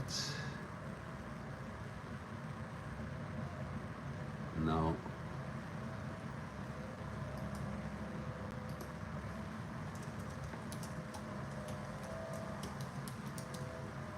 I wish I could find it.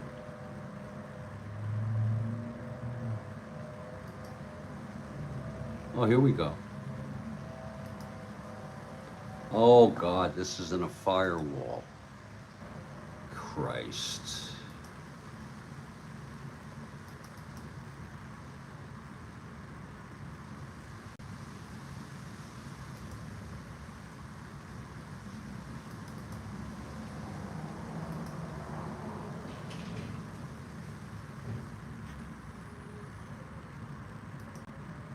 Here it is.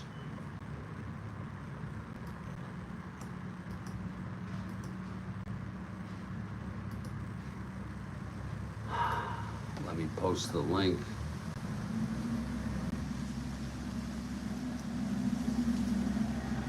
Yeah, I think it is. I'm not sure if it's. I want to invite you all to look at this.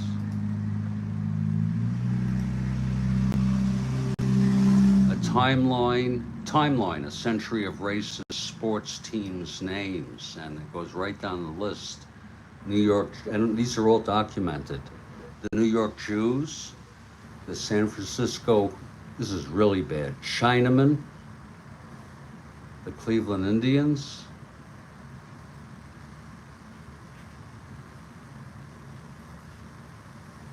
Washington Redskins.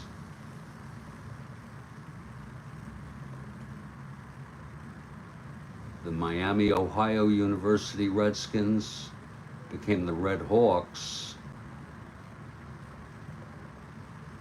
But they're going to go through all the history there, and I think that's a page worth looking at.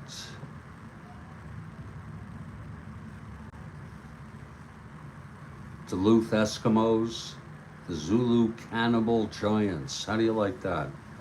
I don't know where Zulu was. And, you know, it's part of social evolution. Oh, okay, midlife.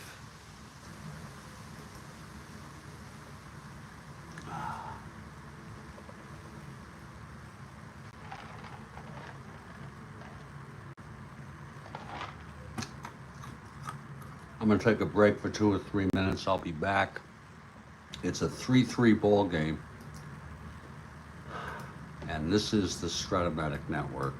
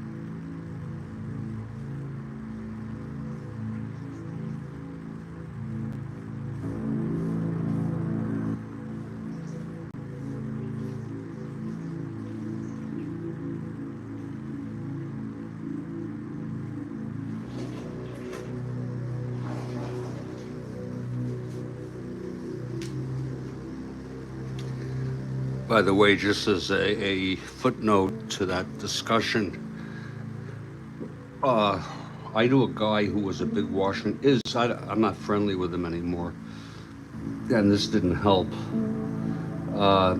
he insisted there was nothing wrong with the team name for the Washington Redskins or the Cleveland Indians or the Atlanta Braves.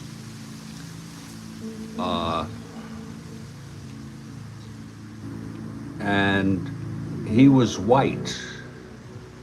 And I said, you know, how would you feel if there was a team called the New York Caucasians? Because it's the same thing. It's calling them by those names is tantamount to that. And he would never answer me. But my guess would be that he would say that's all right too.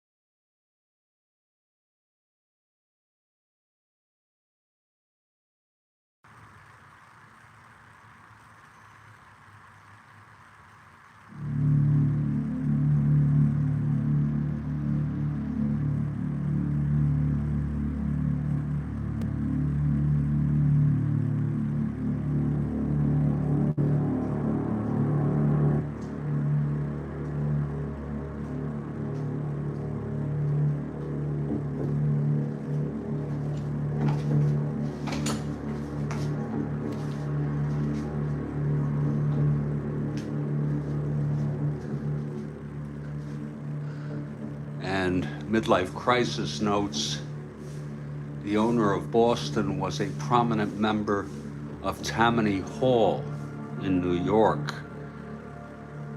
An Indian chief was their symbol, and they were often referred to as Braves. He changed the name of Boston to the Braves to get under the skin of the Boston politicians. And I was just thinking as I was out there that they could change the mascot to a United States Patriot, because home of the brave from the Star-Spangled Banner. But I'm afraid that Braves is too embedded, too entrenched in the Native American metaphor for that to work. So it'll be interesting to see. And by the way, on this note, I got to tell you, I've had debates, arguments with people, and they say, well, what about all the college names? You know, I'm sure college football teams, the Seminoles. Now, a Seminole is a nation, an Indian, Native American nation, but I think too many people don't understand that there were multiple nations in Native America. They said, well, what about street names named after Native Americans? And I say, change it. What about the names of towns? There are towns and cities all across the country still with these names.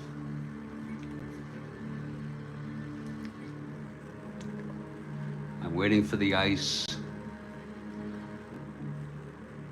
That's a pretty interesting thing, midlife, to pick up on.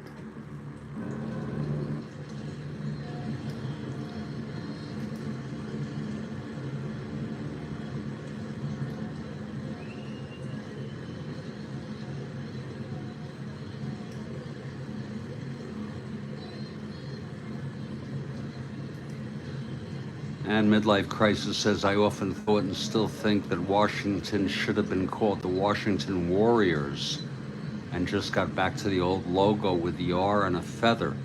But the feather also, you know.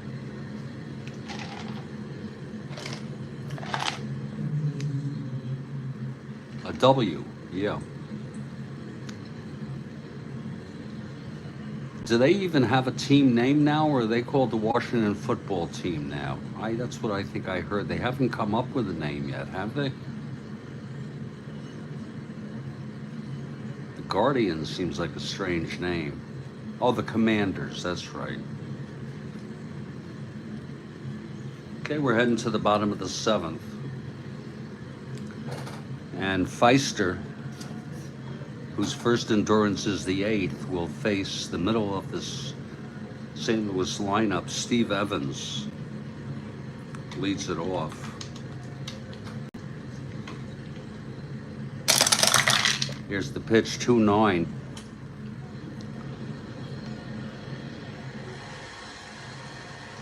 Left-handed, struck him out.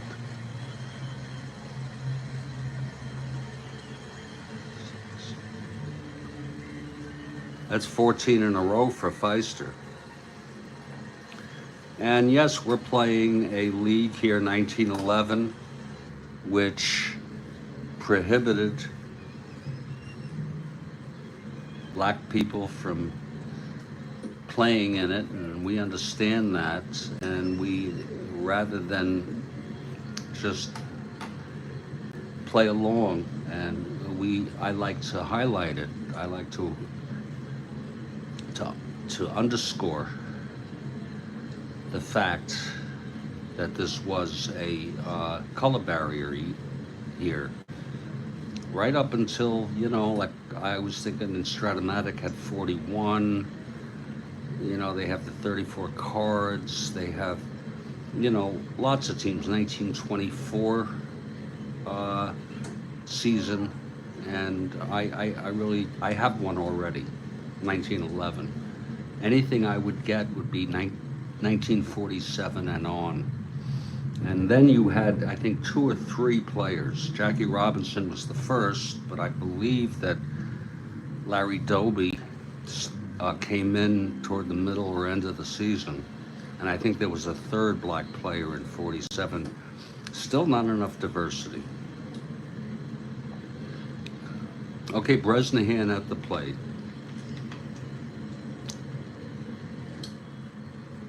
I mean, I don't even understand what Guardians means. I'm sure I could find it out. 4-6 right-handed walk, Bresnahan. So Bresnahan is on. A 1-15 stealing. 1-11 with Feister not being held. Rebel Oaks.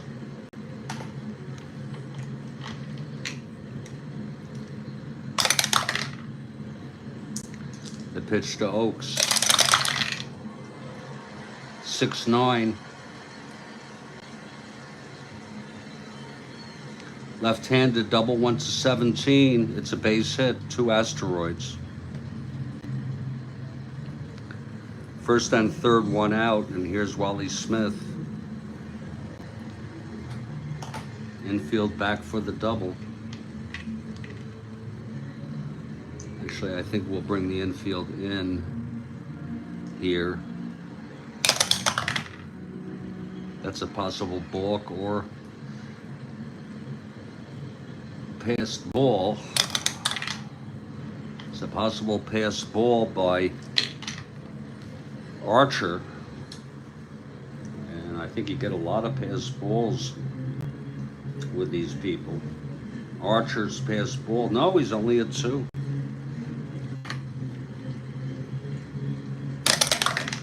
Nope.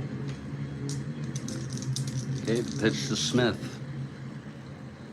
Oh, the statues at a prominent bridge to welcome you to Cleveland. Yeah, I heard that. That rings a bell. They had always been referred to as Guardians.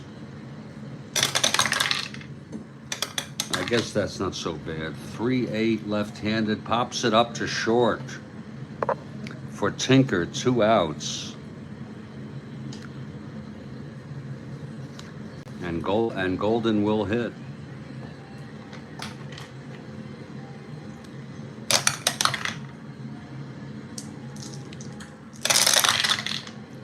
.53, right-handed, flies it to left X.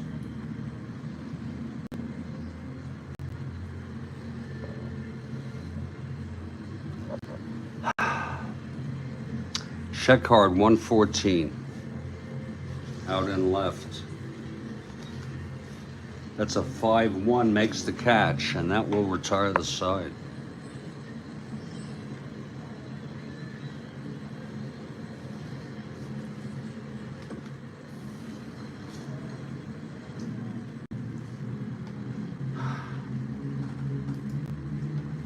Three ball game.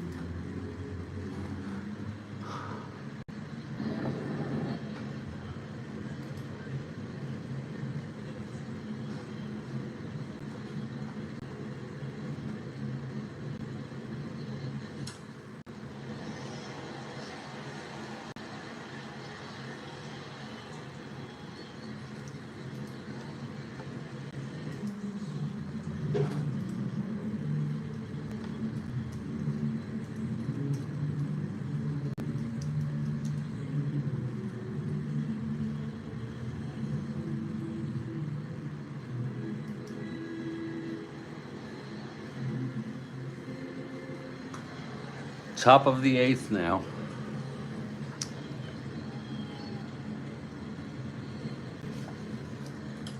And Golden takes the mound.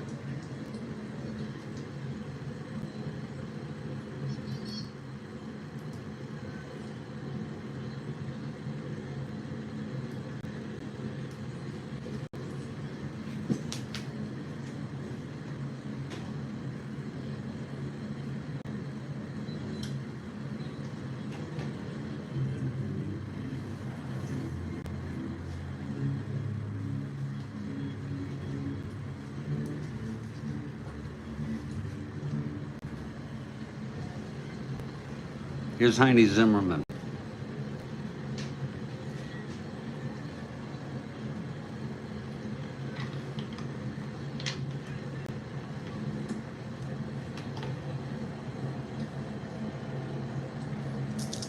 Golden into his windup. The pitch to Heine, 5-6 right-handed, struck him out. So both pitchers have really pitched very good innings here in the middle innings. As we move into the late innings, Joe Tinker, the batter, singled, walked, and popped to first. And the pitch 4-4 right-handed, grounds it to short X.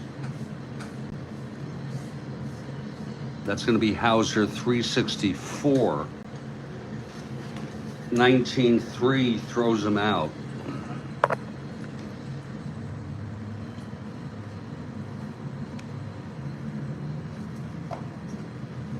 And here's Jimmy Archer.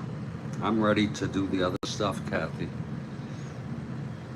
Just all shit to the wind. What's the expression? Something to the wind.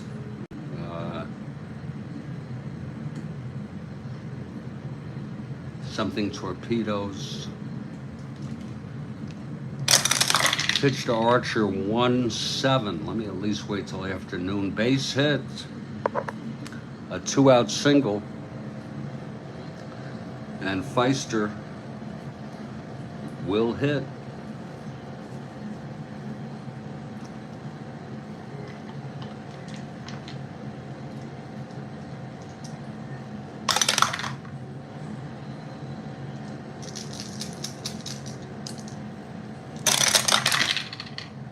One-7 struck him out, and that's the side.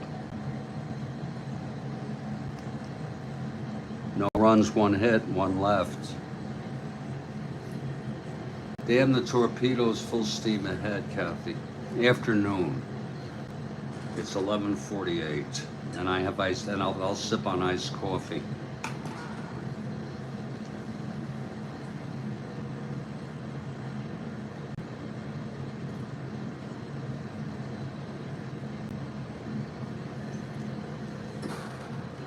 Well, here's Feister now in his first endurance inning.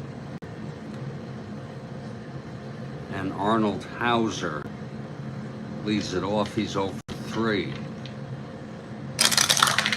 Throw caution to the wind, is that it? 4-8, right-handed base hit. Hauser. Hauser is on. 1-15, Feister, 1-11. Feister with Archer in the battery. Hauser not being held. Here's Rubelis. He's got the lead. 1-11.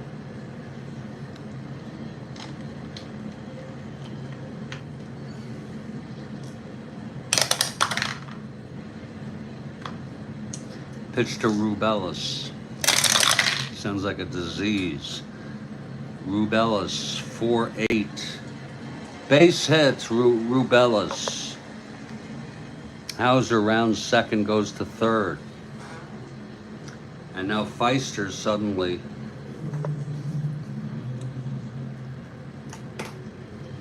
one hitter walk away from fatigue. There is action.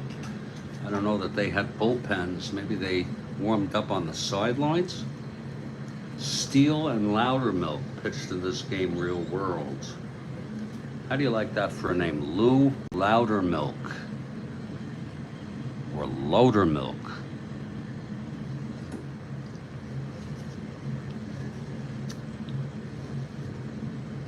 And Bill Steele.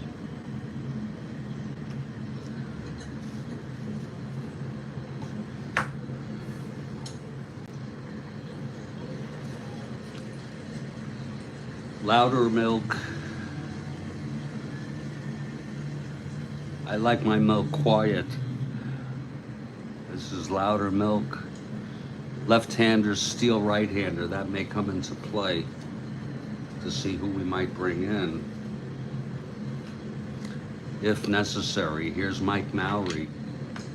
Now the infield is playing it in.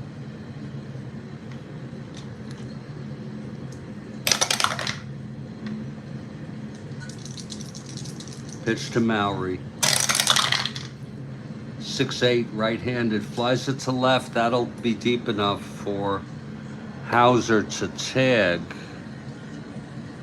and that makes it a 4-3 game.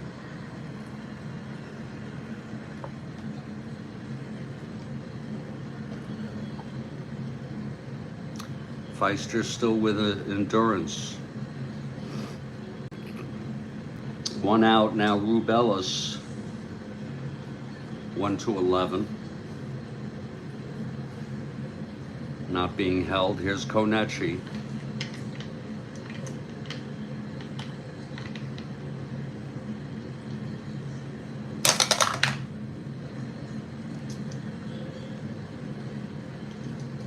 The pitch to Konechi. That's 4-5 right-handed, struck him out. He has not reached fatigue yet. 6 strikeout. If he gets, this is his first endurance inning. If he gets Evans, he maintains endurance.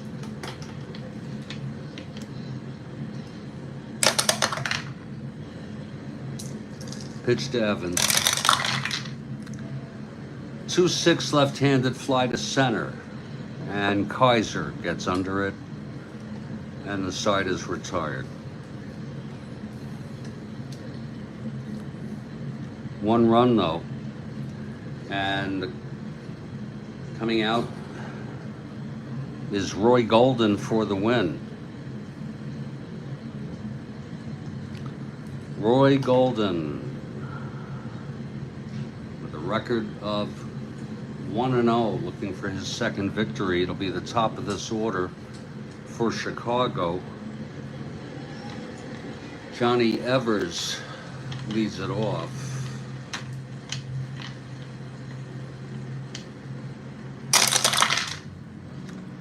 .310 right-handed, flies it to left. Under it is Ellis. 1 out.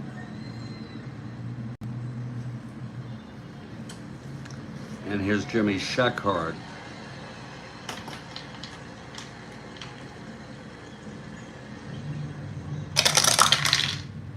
.311 ballpark slash. Left-hander 1-6, line to second, 2 outs.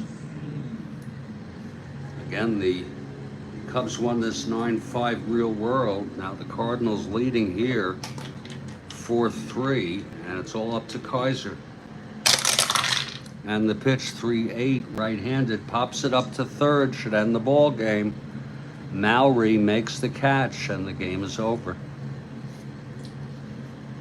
I'll have my recap in just a minute.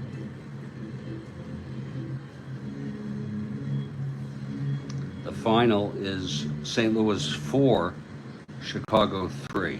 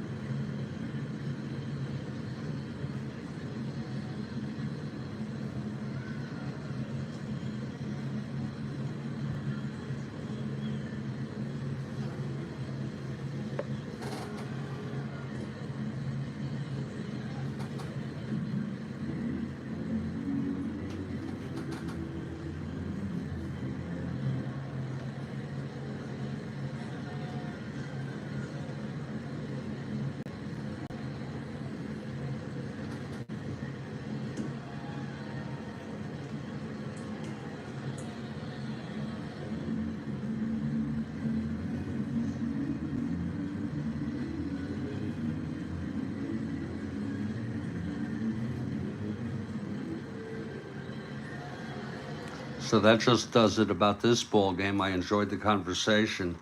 The final is St. Louis 4 runs, 6 hits, no errors. Chicago Cubs 3 runs, 3 hits, 1 error. I'm starting to like this 1911 again. Golden gets the win. I'm gonna input this Fortunately for this replay, I'm only keeping standings and pitchers' records. That's the way it was when I started.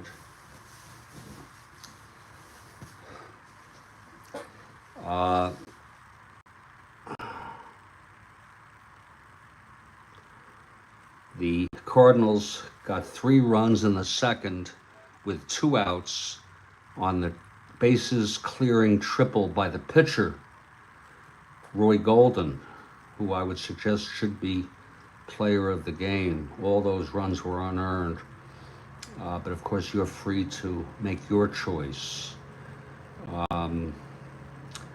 And it was tied up 3-3 up until the bottom of the ninth, and the winner, it was the single by Hauser, then Ellis singled, sending Hauser to third, and then Mowry knocked in what would be the winning run with a sacrifice fly.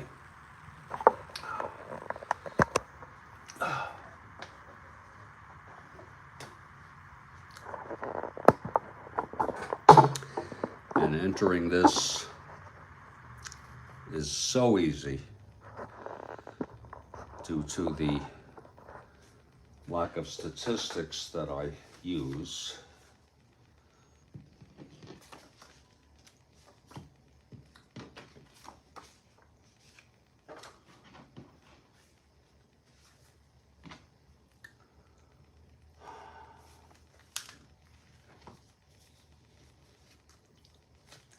I think throw caution into the wind is another expression, which means not just go ahead and do your thing without, despite the risk,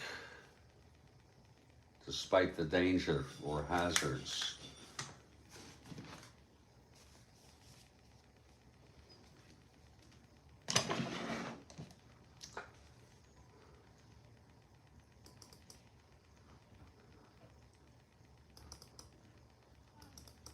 Only one sheet I have here.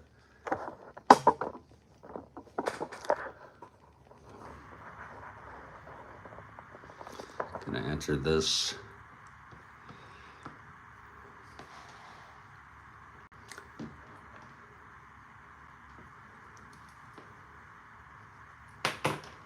That's gonna be Chicago with the loss. They're 3-4 now.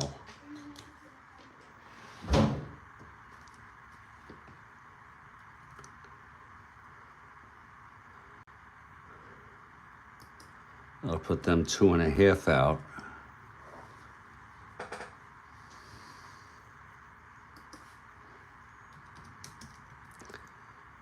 Oh, shit.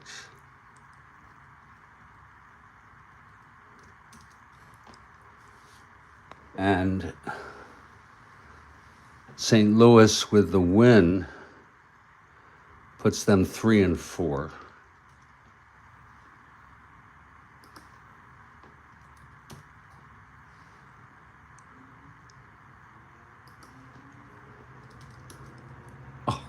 Again, I did that. 5, 10, 17, 25, 27. 1, 2, 10, 18, 19, 20, 21, 22, 27. This was game 51. 20, 40, 51 it is. And then all we have to do is put in the wins and losses for the pitchers. I just don't have time. Or so I said when I started this replay. The loss goes to Feister. He's 1-1. Thanks a lot, Kathy. I'm gonna get some food and then I'm gonna probably do some more ball. Otherwise, I'm just gonna sit here and worry. Feister now 1-1 and Golden 2-0.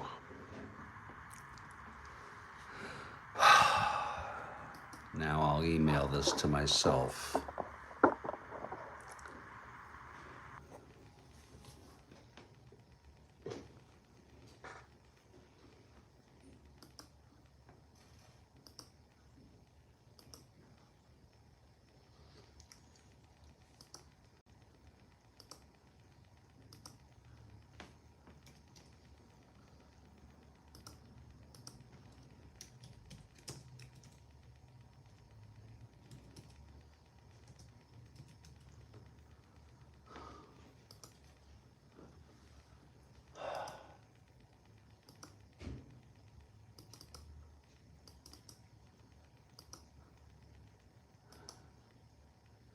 And there it goes.